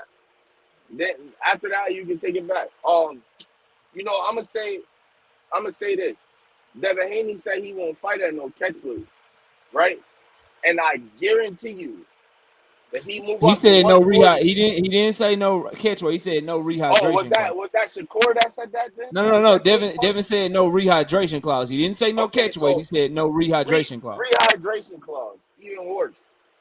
I guarantee you, Even worse. if Tank, even worse, yeah, because I guarantee you, if Tank send him a contract and it's a catchweight, like KO said at 137.5, and they got a rehydration clause, he's not gonna sign it. But Tank In shouldn't the send a way, contract. He already know Devin not going to sign a contract with a rehydration clause. Why would he send that? But but should it if now Devin, listen? but Hey, if hold on, Devin, hold This is on, the wait, this wait. is hold on, And let this me is this, this this, is respond. the this Let is me tricky good. part. Hold respond. on, KO. Hold Let me on. answer right side question. This is the I tricky wasn't part, right? asking you. I wasn't asking you, KO. I wasn't asking I'm you. trying to Nah, answer I'm the gonna tell you. question. I'm gonna tell you. I'm trying to answer the question, man. Because Man, if Devin I know what Haney, you're gonna say. What we gonna if talk about? Devin, listen, if Devin is who he say he is, and he got the skills to beat Devin or Tank and Shakur on the same night, it shouldn't matter what stipulations you got, based on what Devin said, and based on what his father said, and based on what hardcore Devin Haney fans say. That's how I feel about it. I ain't mad at Straight that. up. Shout out Devin Sonia with the $5 in super chat. Said I seen 2 different interviews and Tank Team hitting. They coming straight at Devin. We shall see. I hope so, man. I hope he do what he say he gonna do. Shout out Willie Williams with the $10 in super chat. Says I've been waiting on Tank to fight someone who has a name in his same weight class. This is the closest we got so far. Tank send them contracts to the name you drop, Devin and Shakur. If you win, I'm 100%. I'm 100% with it. Hey, KO called me Okay. lazy today.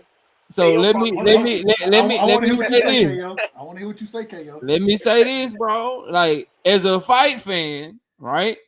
As a fight fan, I say, hey, send in a rehydration clause. I don't think you should do that shit.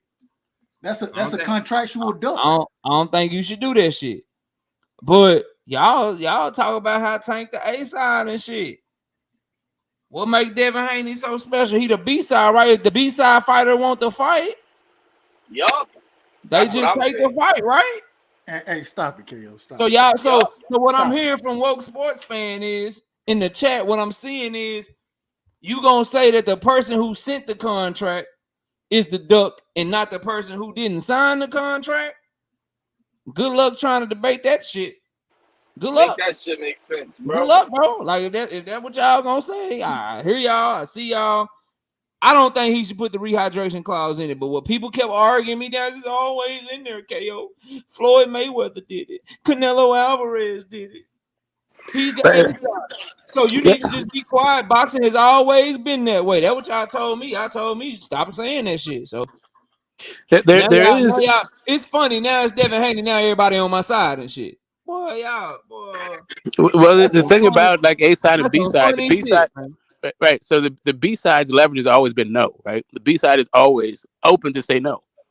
That's what all A side means is you can ask what you want. Doesn't mean that B side has to take it. It doesn't mean that the B side's a you don't duck have to if you do don't nothing, take but it. it mean you duck though. It doesn't mean that you duck them. That's not what that means at That all. was my next question, too. Yeah, no, I mean, I hear you. Listen, I hear you. Here's the thing. Here's the thing. If you want to call somebody a duck for not taking on every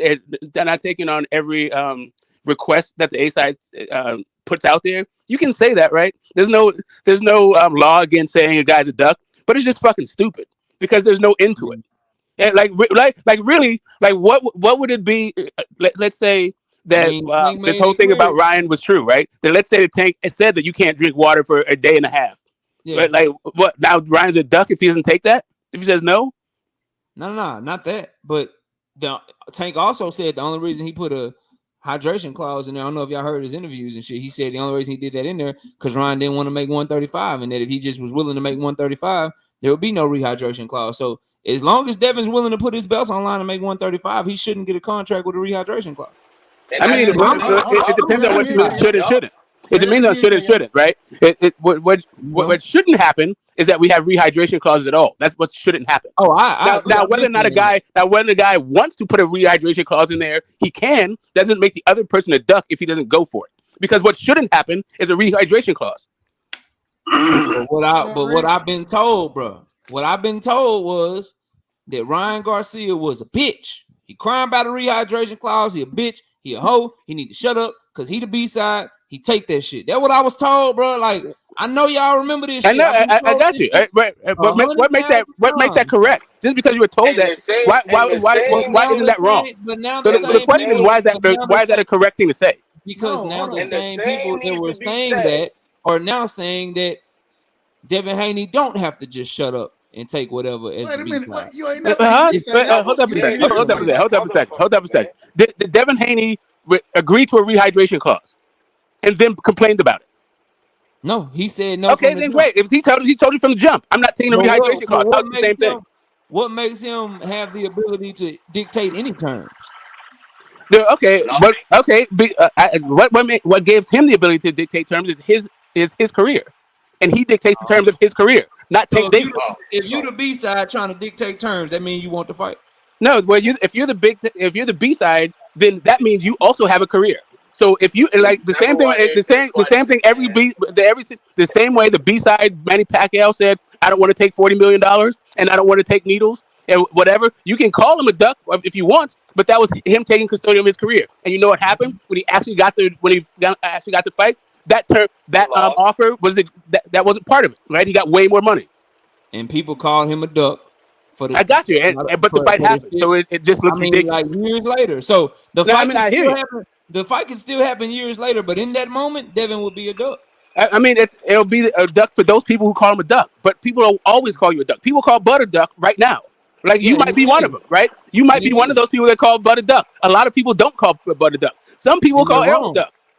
I mean, somebody got to be right and somebody got to be wrong. Smoke. I mean, not really. Not if you call it. Not if you Bud Crawford a duck with all the facts in front of them are dead ass wrong. I mean, I hear you, but that's your assessment. And not only that, there's no. Here's really the problem. Here's really there is no. He ducked him, bro. I mean, I hear you. It's the thing is the word duck is used and applied so liberally, it actually doesn't even mean anything at this point. It just, really what it means is this guy took an offer that I think is okay, and he didn't take the fight, so I'm going to call him a duck. That's really what it's used for right now. It doesn't mean anything. So Bud Crawford didn't duck, is what you're saying. I don't think, but listen, if you call Bud Crawford a duck, you can call him a duck. I think that Bud Crawford really thought that he was going to get that fight for $25 million a piece up front, and I really think that Bud thought that they would go for that. You think the $25 million was real? Why would I think? Okay, hold up a second. Nobody said it wasn't real. Nobody said the $25 million wasn't real. All right. Like now, Al Heyman didn't say it wasn't real. Errol Spence didn't say it wasn't real. Why would I say it wasn't real? Because you know that that Errol asked him to tell him who was putting up the money, and to this day he still ain't said who was putting up the money. Okay, hold up a second. Wait. You got time to tell. You got time to tell BLK Prime everything you got going on, but you can't even tell the fight you supposedly want. They got $25 million for you and Earl, but you can't even tell them where the money coming from. Okay, I mean, can tell him or couldn't? I didn't want to tell him through that medium. He said, "Let's get face to face, and I'll reveal and I'll tell you all of it." They handled everything else through that medium. But what you're assuming is they met face to face, and he didn't tell them where the $25 million comes from, which I don't know where you get that from. I'm assuming that a liar lied. I mean, I get you. I understand that, but you don't know what he's lying about. A lie also tells the truth. Yeah, but I don't trust. And when I get you. So what you think is that everything that comes out of a liar's mouth is a lie, but that's not the case. Liars tell the truth all the time. The question is, you can't trust their words because sometimes they lie. When you flaky like him and you go listen to him, and it went from one trust fund company to 2 or 3 trust fund companies, then it went from 25 million to 20 plus million. When you change all that shit, man, and then you admittedly don't give them the name of the person, like not me, not you, don't give us the name. But you admitted that you wouldn't tell them where the money was coming from. Okay, hold up a second. That's not what he admitted to. See, here's the thing. So, I'm very again. Go ahead. What he said was that let's get face to face and then we'll talk about it. They met face to face. At that point, at no point did Errol Spence say, "I never knew who the money came from, where the money came from." He said, when you told me, when you put it to me, you said, let's meet up. And then what he said was, what Al said was, let's talk to Al. He went and talked to Al. Al said, why would anybody else, I'm not letting anybody else have this, touch this fight. I understand that. I understand why Al would do it. I'm not saying that like Al is wrong or whatever the hell, but I honestly think that Bud Crawford thought that $25 million, that they would go for it. How far are we gonna go? Hold on, real quick. I just want to ask one quick question. Go ahead. How far? And I got to be real, Smoke. We got to be. And you know, me and Smoke, me and you, we go ahead. You don't have to preamble. Just ask questions. How far are we gonna go to defend what Devin has already said? What Bill has it should. But defend what? Hold on. This is what depends on what it is you're talking about. Like you got to be more specific. I'm lost. I can if you calm down. I'm very calm. I'm just lost. What is it you were talking about defending? What I'm saying is, why do we have to go to this level to say that if Devin? I mean, I understand and I agree with you. If there's because this is the conversation, a rehydration clause. That was the conversation we were originally talking about. Why are we going so far to defend, even if people say that Devin ducks because there's a rehydration clause in there? I mean, shit, it's a contractual duck. It is what it is. And so, okay, let's. Like I said, I'm not defending anybody's use or misuse of the word duck. Like I said, you can use duck all you want. All I'm saying is, if you think that shit and they get it popping, why do we we as fight fans do that? Why are we defending B-side fighters trying to act like they got leverage over the A side. Why are we not respecting the A side? Everybody want to respect that shit when it was Oscar. We want to respect that shit when it was Floyd. We want to respect that shit when it's Canelo. But now all of a sudden we asking these A side fighters, oh, you got to make this concession. You got to make that concession. You got to do this. You got to do that. Nah, bro, I'm not with none of that shit. If an A side fighter send your ass a contract for a fight you claim was easy work, I beat your ass when I was 16, 17 years old. You can't see me. You can't do this. You can't do that. Now we're going to find a way for him to just be okay with not signing that bitch and not taking that shit. Nah, bro, Okay. I can't deal with that shit. All right, so there's two separate things going on. To me, there's two separate things going on. If you think that they shouldn't have rehydration clauses, then that means your A side status shouldn't be able to supersede that. You just shouldn't be able to put rehydration clause in there. Now, if you put a rehydration clause in there and somebody agrees to it, and then you complain about it later, then yeah, somebody might call you a bitch and say you complain about it. But if you tell them from jump, I'm not going with no rehydration clauses, and we all agree that rehydration clauses shouldn't be in there, then you shouldn't call that guy a duck. And then the other part of this whole thing is as a fighter, if you feel like you need X amount of time for a camp, right? And just like when Canelo gave Caleb Plant that first offer, Caleb Plant said, that's not enough of a turnaround. That's too fast for me. I'll fight you at the end of the year, but not like in May because I just had a fight. And a lot of people call Caleb Plant the duck at that point. But Caleb Plant stuck to his guns, got way more money, still got his ass whooped later on. The fight still happened. Some people call him a duck for that shit. But who really, at the end of the day, who cares about that? You need, like, what you have to do for your own career is stick to your own guns and understand your own worth. And it'll all come to you if it's meant to be. Right? It's your career and you're the custodian of it. You can't just be like, you can't just be bullied into it because some other guy. If you stick to your guns, then you'll just make 135. Like, why are you already, the fact that he's already talking about he won't take rehydration clauses, let me know that he already thinking about not wanting to fight Tank at 135. Stop it. Okay. Stop it. I mean, it very well could be. If you fight him at 135 for all your belts, it very well could be. Like, I'm not quite sure, like, what the fact that he's already talking about we just agreed. I mean, hold on, Smoke. We just agreed KO, that if he makes 135, we just agreed on this. We just agreed that if he makes 135, there shouldn't be, according to Tank, there wouldn't be a rehydration clause, right? And that's why that's what he said, yeah. Okay, then what? And so that, hold on, Smoke, calm down for a second, brother. I'm calm. Why you please stop telling me to calm? You talk over every damn body, and I got you calm down. You the one who is upset about it. So if Tank's gonna Devin is staying committed, he's staying committed to making 135. That's what I'm saying. If the fight is gonna be at 135, there shouldn't be no rehydration clause. If there is, it's a contractual duck. By who? By Tank. Hell no, bro. So you telling me that Tank saying right now that if the fight is at 135, there won't be a rehydration clause. Devin saying he's going to continue to stay at 135 and that he's not taking a rehydration clause. Hey, make the fight at 135 and go fight. That's what we agree. No, that mean Tank lied. I mean, he lied. You can say he lied, but you can't call nobody no duck if they send you a contract to fight, and all you gotta do is sign them. This is like if I send you, if I tell you that me and you can debate, but I'm gonna go first, so you can go last. But then you get here, I don't let you go first. I go last because I'm the A side or whatever. That don't mean I ducked you. I probably did some shit that I shouldn't have done. I probably like deceived you or some shit like that, but I ain't duck you. I still debated you. I still sent you the offer to debate. If you cannot duck somebody by sending them paperwork to fight, the shit, if you already know they're not gonna sign the paperwork, you saying, but if you know you the B side, you don't get to be the B side and say what you want at the same time. How can we sit here and agree that this man said this thing right here? He said this. We agree on it, and then in the same breath say, well, if he ain't got to stick by it.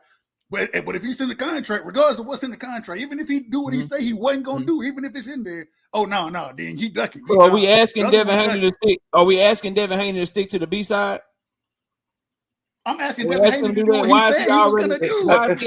Why is he already making demands? Even if he is a B side, the B side to what extent? I mean, there's also like there's also they both said that if the fight is Devin is. I'm telling you that I got smoke for Devin if he don't stick to making 135 to fight Tank. Then in the same breath, I'm telling you if the fight is at 135 and Tank sends the contract with rehydration in it, I got smoke for Tank.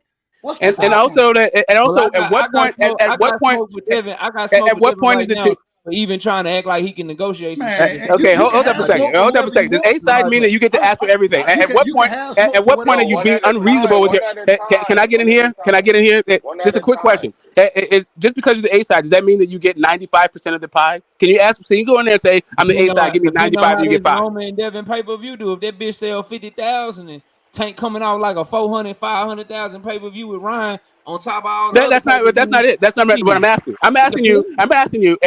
What I'm trying to illustrate is there's degrees of this A side. At a certain point, it doesn't matter that you're A side because you're asking for too much. Like just because Tank is an A side doesn't mean he gets 100% of the purse, right? It means that Why he's the A not? side, so he gets to ask for certain things. He based dictate on terms. He's Tank the is A side. Tank is already 4, 5, 6 times the A side of Devin That's Haney. fine. So does After that mean this that Ryan Ryan fights fight, for it's free now? probably gonna be Does that even mean that bigger. Ryan fights for free because Tank is 4, 5, 50 times the A side? No, not Or fight does for That's Ryan not how deserve some boxing money works. also? But if he send him 130, okay, cool. So let's say the Rehydration, he send him 135 and it's a 70-30 split. Is Devin a duck if he don't take that shit? Okay, wait.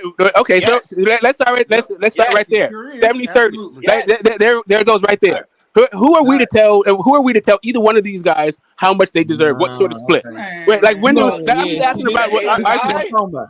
This shit you I'm gotta talking draw about, a bro. line in the All right, sand man. somewhere. I got y'all, bro. yeah, no, this is saying that's where I'm talking about. At a certain point, I feel as though we want fights, but we want fights to a point where it doesn't. We act like these fighters aren't like people and they don't have shit going on in their lives. Like Bro, I'm not what like does that have to if this do? guy want to Why do if we this, care, bro? Why? Why why do do, we care about that? We don't I care mean, what I the can tell you why I Canelo care. I doesn't. can't He tell you what doesn't to care care about. what I care about Floyd what I care doesn't. about. I can Bro, tell you why I care about the bro, things I care about. you've been, But if you don't bro, care, that's all good. I don't care that you don't care. bro, I'm not trying to make you care. bro.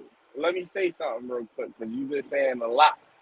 You know what I'm saying? All I'm saying is And when then after you Canelo get this does out, it, I gotta go to Phantom and I gotta go to Dirt because they ain't said nothing. But go ahead, bro. yeah. When Floyd does it, we don't care. When Tyson Fury or Deontay Wilder does it, we don't care. When Anthony Joshua does it, we don't care. When Canelo does it, we don't care, bro. Why is it that we have to set all these standards and we have to bend the needle just a little bit when it comes to Devin Haney and Tank Davis? If Tank is the A side, he's the A side. That's how he was promoted. Devin Haney wasn't promoted that way, and that's just what it is. Nor does he bring in the fan base for him to dictate terms. Period. This shit is. Well, we do care. So, but just so you do know, so all those times when people say they don't care, we do care. When people calling down, when people were saying like take 12.5 flat when Wilder for AJ, people care. Smoke, I gotta People pass been the care. Phantom, but let me Wilder say is the this, A y'all. side over AJ. Bro. Hold on, y'all. Let Yeah. me say this, bro. Y'all chill out for a second. Let me say this. I feel what y'all are saying, and I don't know who up on this panel was agreeing with me, was disagreeing with me, or whatever. It's funny to me because I'm gonna hold Tank to his word. I'm just trying to check y'all's temperature on Devin. Like I don't like rehydration clauses. I'm gonna stand by that till I stop watching boxing, which will be when I go in the grave. But what I'm saying is, bro, a lot of people, maybe not y'all, bro. A lot of people, I've seen them in chats. I've heard them on panels, bro, when discussing this potential fight between Tank and Devin. You make weight, get it popping. I don't give a fuck how much you weigh. That's just me.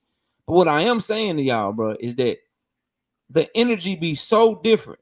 A lot of people that was calling Ryan Garcia a crybaby, bro. A crybaby, saying that he shouldn't even be asking for the shit he was asking for. Or now backing Devin, making contract demands when he ain't even got a contract yet, and he's a clear B-side fighter to this man, bro. I would just say wait to get the contract, and I'm telling y'all right now, bro, if this shit, depending upon why, if it fall off because of what Tank say, and he don't bag it up and he don't send him a contract, I'm on his helmet. But if he send Devin Haney a contract, if Devin get the same contract that Ryan get, but it's no rehydration clause, but Tank give him a catch weight. If he start asking for catch weights and shit, after saying he's staying at 135, y'all better have a problem with that, bro. Y'all Listen, I don't think that Ryan is on the same level as Devin Haney. I don't think that any way, shape, or form that Devin Haney needs to concern himself with what Tank and Ryan are doing. Devin Haney is his own guy with his own set of things that he wants to do and doesn't want to do. All I'm saying to you, Smoke, is that if he all of a sudden is Mr. well, shit, you know, I want the fight. You know, send me a contract. You know, but I can't fight at 135 no more. We can get it popping at maybe 140 or a catch weight. So if he on that shit, bro, I'm expecting a full forward frontal assault on his ass from y'all, man. That's what I'm expecting, man. Just letting y'all know. I don't. So when is Ryan the same as Devin? He's actually not. He's more popular. Okay, so, I mean, I hear it. So I mean, that's one way to look at it. But the way that I'm looking at it is Ryan is asking for less than him based on the numbers. I mean, based on what numbers? Numbers we haven't seen? Based on their live gate numbers. Okay, cool. I mean, if that's all you got is live gate numbers, since we haven't seen either one of those guys' live gates numbers, I don't know how you're getting that. But I feel like 60 million. I feel like 60,000 people. I don't know. Listen, I got it. I don't know what. Never done that much in his hometown. Listen, well, I mean, I don't know that you'd have to do it in your hometown to do live gate numbers, right? His big numbers were outside of Australia. We just don't know how much they were. But you know, he the undisputed champion. He can't fight at home. Who says he's fighting at home in his very next fight on pay-per-view, which is something that Ryan Garcia has never done. Oh, he's from Oakland, ain't he? He ain't from Vegas. I mean, I got you. Listen, do you not understand that he lived in Vegas for years now? I don't know what you guys are missing about this whole thing. It sounds like you guys are trolling at this point. No, you're not even being serious, right? You're not even making serious points. You're just trolling. You're just talking shit now. Come on, guys. The guy's lived in Vegas 4 years. Right now, he's living in Vegas. His next fight is going to be in Vegas, his hometown. His biggest fight had 60,000 people in it. Yes, he's in Australia, but we don't know how much money it actually garners. It might have garnered a whole bunch of money. We don't know. Haney. Hey, shout out Young World. Shout out Young World with the $5 in Super Chat. Said you can clearly tell by Bud's opponent selection during his entire career that he does not want any smoke with EJ. Come on, y'all. Yeah, I know. Okay.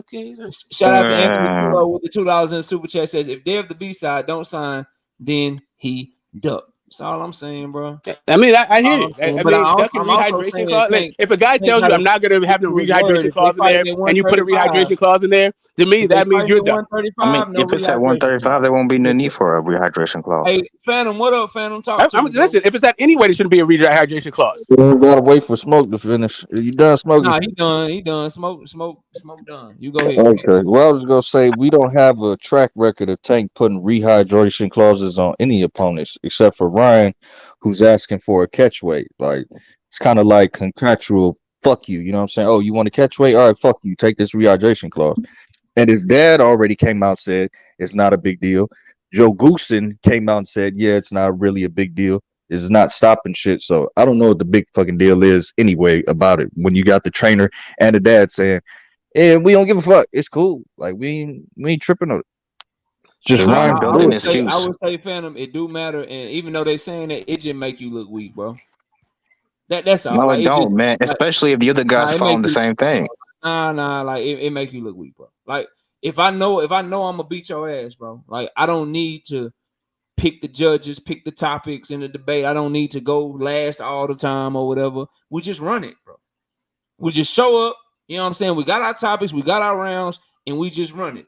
Him essentially putting a rehydration clause in the contract, bro. It's the same as me saying, look, bro, I get to go last for the first and third round, so I get to go last twice, and I pick all the questions. I mean, and here go the judges. Like this, I'm giving myself an unfair. That's like me doing the Devin Haney debate. I'm arguing for Devin Haney, and I make sure right side and smoke of the judges. But yeah, but I mean, check it out. He gave Ryan a handout by letting him fight at the catch weight because he could have said, "Nah, we fighting at 135. Or we're not fighting at all." He could have said that. Facts, because Ryan is the one asking for the catch weight. Right. That's where it starts from. You know what I'm saying? As the A-side, Tank is not obligated to give this man anything. We talking about 1 pound, bro. Fact. If that 1 pound make you feel like you got to put a rehydration clause in there, bro, then again it make you look weak, bro. Like I love Tank, bro, but that shit make you look weak. I don't think it make him look weak. It's just saying fuck you. To me, it's just a big middle finger, bro. Because it's not one way. They both got to go through it. Like Tank. His daddy said it's not an issue, man. I don't see why we're still talking about this, but I digress. If I know I'm gonna beat your ass, I'm gonna beat your ass. But let me go to Dirk. Let me catch you super chats though. Sean Clark with the $5 in super chat. Dev know he can't beat Tank if he don't rehydrate to middleweight in a lightweight fight. That's why he voluntarily threw it out there. Yeah, I mean, he know he can't beat Tank. Period. Feel me? Shout out Sean Clark with the $5 in super chat again. Says just to be clear, I got Tank beating without a rehydration clause. I got him beating all of them dudes, man. Go ahead, Dirk. Get Yeah, your except card for off. one, but we'll get to that later. So as far as Tank and Devin, yeah, I basically agree with you, Knockout. Like after these fights are over, I want to see if he keeps that same energy. He says he wants to fight Devin, so we'll see. That's really all I gotta say about that. Not make it too long. Rick, talk to me, bro. All right. Hey, can y'all hear me? Loud and clear, brother. Loud and clear. All right, good deal. What's up, Knockout? Everybody on the panel, chat. What up, Ricky? Check it How out, you man. doing, bro? Man, I'm fantastic. I'm ready for this Saturday. I'm ready for Yes, sir. Yes, You ready for this Ryan, exhibition, Rick? You ready for this exhibition? Oh yeah, because it's not a fight, man. it's an exhibition. Yeah. Yeah. If we listen to Bill Haney, yeah, we'll ride with the exhibition chatter. But look, dog, the same way I feel about Bud is put up or shut up, and I'm feeling the same way with these Haneys, and practically it's because of Bill. As much as I see Bill floating around on all these different channels, hooping and hollering, saying we gonna do this, saying we're not gonna do that, flip-flopping here and there. Look, man, happy Thanksgiving, mugshot this. We about to fight Loma, but I keep Tank name in my mouth. No, man. It's put up or shut up after Dev beat Loma. You gotta call Tank name. I don't care what kind of stipulations on whatever side. It's gonna be at 135 for all the marbles. Put up or shut up, Bill. Bill have signed a shitload of checks that his son gonna have to cash. I rock with Dev. Dev is extremely likable, but Bill's supposed to be so from the streets. He from Oakland. He hood. Well, hood dudes back up what they say. They mean what they say. They just don't go around flipping and flattering like women all the goddamn time and don't back it up. He got an extremely elite, awesome son that can fight. Hey, and Tank next. Run it. That's it, man. Yeah, run it. Yeah, that's all I can tell you. Run it. Shout out Boxing First with the $2 in super chat. Says, bro, KO chasing loose ends. Let's bet 1K. I got Ryan. KO, I appreciate the $2 in the super chat, but I don't know you, bro. I don't know you. I'm not betting no money. I don't know you, bro. If you believe that, right? Did he say 1K? Yeah, $1,000. Yeah. If you believe that, you can get real good odds. Just go to a bookie and put that $1,000 on the bookie instead of trying to bet me even odds, bro. You get That that nigga's crazy. Niggas that do that. I have a question for the panel. $1,000 in their account. I have a question for the panel. Like two of them. One is We're gonna procedural, and then one is just like what you guys opinion. Smoke, we're gonna get to your question. Let me let Crush get in here because he just got here, and then we'll go to your question. Go ahead, Crush. The legend. What up, G? What up, Crush? Knockout, what's going on, man? Back, fight man, week, man. Yeah, I guess. No, it's exhibition week, man. It's exhibition week. Exhibition week. I go along with exhibition week. I guess that's the thing. So that's what we going with. All right. So yes, it's an exhibition. Now, what kind of exhibition is it going to be? I'll tell you what exhibition is going to be. It's going to be exhibit ass whipping Ryan out on his ass back. I hope he got Aflac insurance. And that's all I got to say about this goddamn exhibition fight. Get this guy up out of here. Hopefully, him getting knocked out by Tanqueray's and Starism. I don't know. It might not help this motherfucker. It might hurt him. So let's see what's going to happen. I just want to let the world know fight between two highly decorated amateurs, two undefeated knockout artists, two fighters in their prime, two dudes that ain't never been beaten. That's an exhibition fight, but I just want to let everybody know that Devin Haney versus Yuriorkis Gamboa, that was a real fight. So y'all go ahead. Why I gotta be Devin? You want to talk about so much? I also want to let everybody know also that same fight, you know what I'm saying? Tank and Ryan Garcia, two undefeated knockout artists in their prime, never lost before. Two of the four kings that they was pushing all those years ago. A fighter in Ryan Garcia. A fighter in Ryan Garcia who Devin Haney fans wanted him to fight as well. I want everybody to know that is an exhibition fight, but I also want to let you know that the knockout of the year candidate that Devin Haney had over Antonio Moran, that was a real fight. Just so everybody know, Devin Haney, Antonio Moran, real fight. Shakur Stevenson versus Shishino, real fight. Tank Davis versus Ryan Garcia, exhibition. Don't do that. Don't do that knockout. You know he knocking Shakur. That's how boxing. Don't do that. You know what I mean? I mean, Dirk. That's what we doing. I mean, man, listen, he has a point. He has a point. Fight. Listen, Moran just has many belts as Ryan, right? Anyway, he got a point, but let's be real. Talent level is not the same. I mean, belts make it a real fight. Belts make it a real fight. I mean, it certainly doesn't make it an exhibition. Then Butler versus Inoue was a real fight. Not making an exhibition. Hey, since belts matter so much, Smoke. Let me catch this right here. Steve K says BFTB boxing beat knockout in the Devin Tank debate. He sure did, and I beat him too. And we're gonna run it back, and we're gonna run a trilogy. That's my brother. Shout out to him, and congratulations on the last time that he beat me. But I bet your ass can't fuck with me. Hey, I'm on the same page. I bet you whatever you want. You can pick the topic. You can go first. You can pick the judge. You can do whatever you want to do. I bet you can't fuck with me though. I have just two quick ones. You can't fuck with me though, Steve. Just two quick ones. One's procedural that maybe you guys know, but so I don't have to do some research. You can tell me, and the other one is just your opinion on something. Firstly, if you are unifying, does the IBF championship weight limit still apply? Like if you're fighting for the IBF and the WBC, can you still only rehydrate up to that 10 pounds over for the IBF title? Does anybody know that?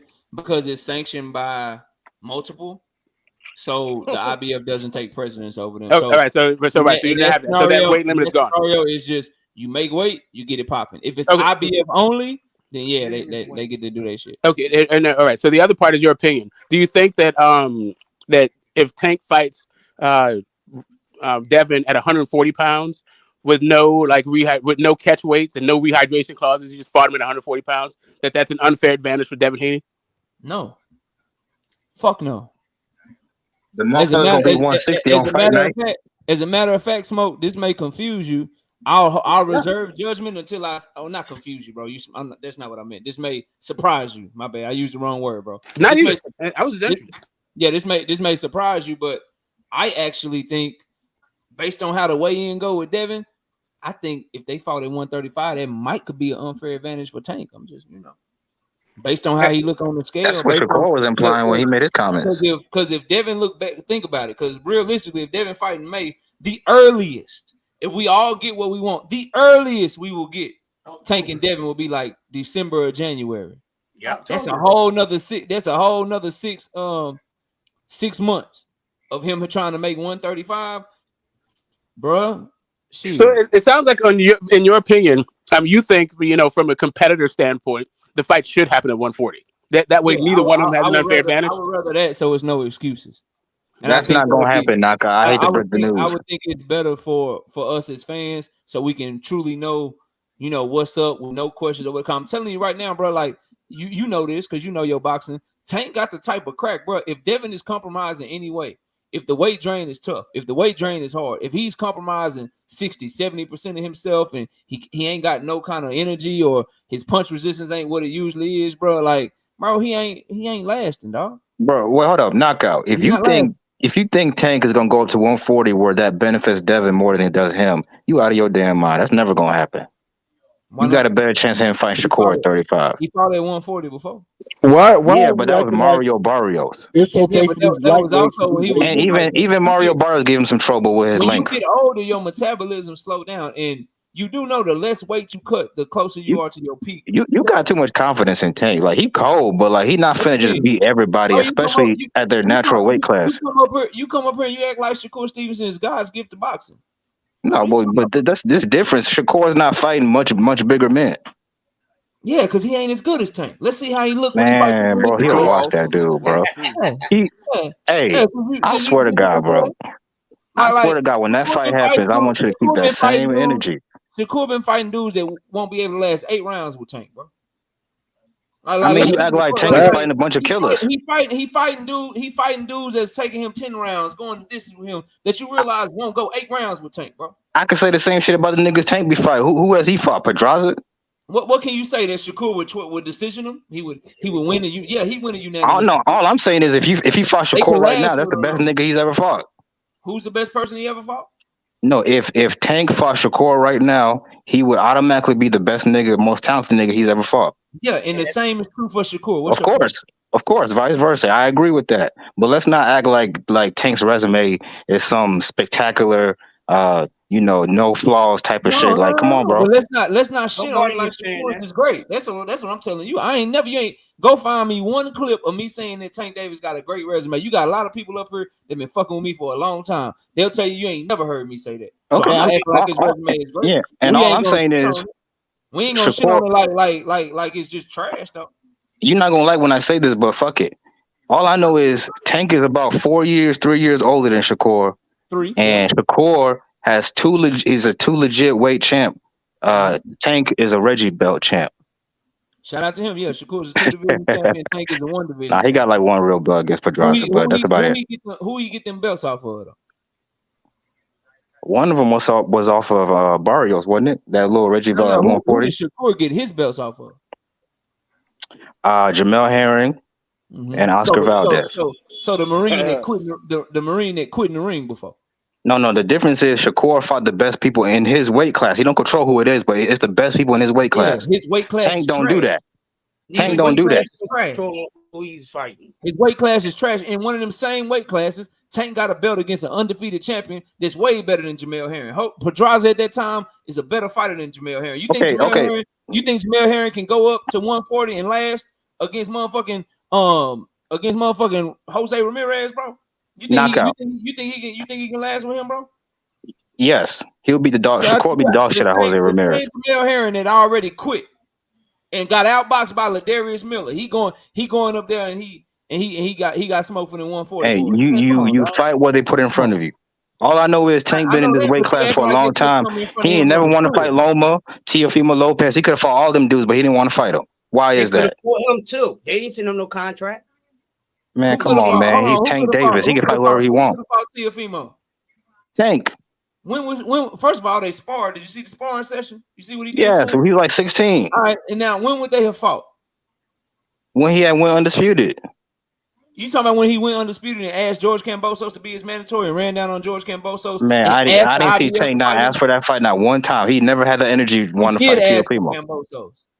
No, I'm talking about Tank and Teofimo. IBF came out and said that he asked for Kambosos. You got. And what about Lomachenko? Got to do a little bit more research, bro. What about Lomachenko? Why did him and Floyd not want to fight Lomachenko? What do you mean him and Floyd didn't want to fight Lomachenko? They all these years when Lomachenko was at 135, did not one time did ever mention we want Lomachenko. So he's not ready for that fight yet. Tank Davis never told Lomachenko that the time was now when they weren't ready for the fight. You talking about when they were both at 130. So you're getting your wires crossed. You talking about back. I'm not the biggest Lomachenko fan, but if you actually legit offered him a fight with Tank Davis, he would have took that shit in a heartbeat. Oh, so he would have. So he ducked him because he would have taken the fight if they offered it to him. But they never offered it to him. So Tank. Nobody's ever gonna duck. This what y'all don't understand. Nobody will ever duck this nigga Tank Davis. He's the money man. Mm-hmm. Literally everybody wants to fight him. That's why Ryan Garcia is fighting him. That's why I get mad when people say Ryan Garcia deserves some type of credit for fighting this nigga. Everybody wants to fight Tank. Everybody want to fight him. Everybody want to fight him. So why when Tank Davis told Loma the time is now, Loma didn't respond to him?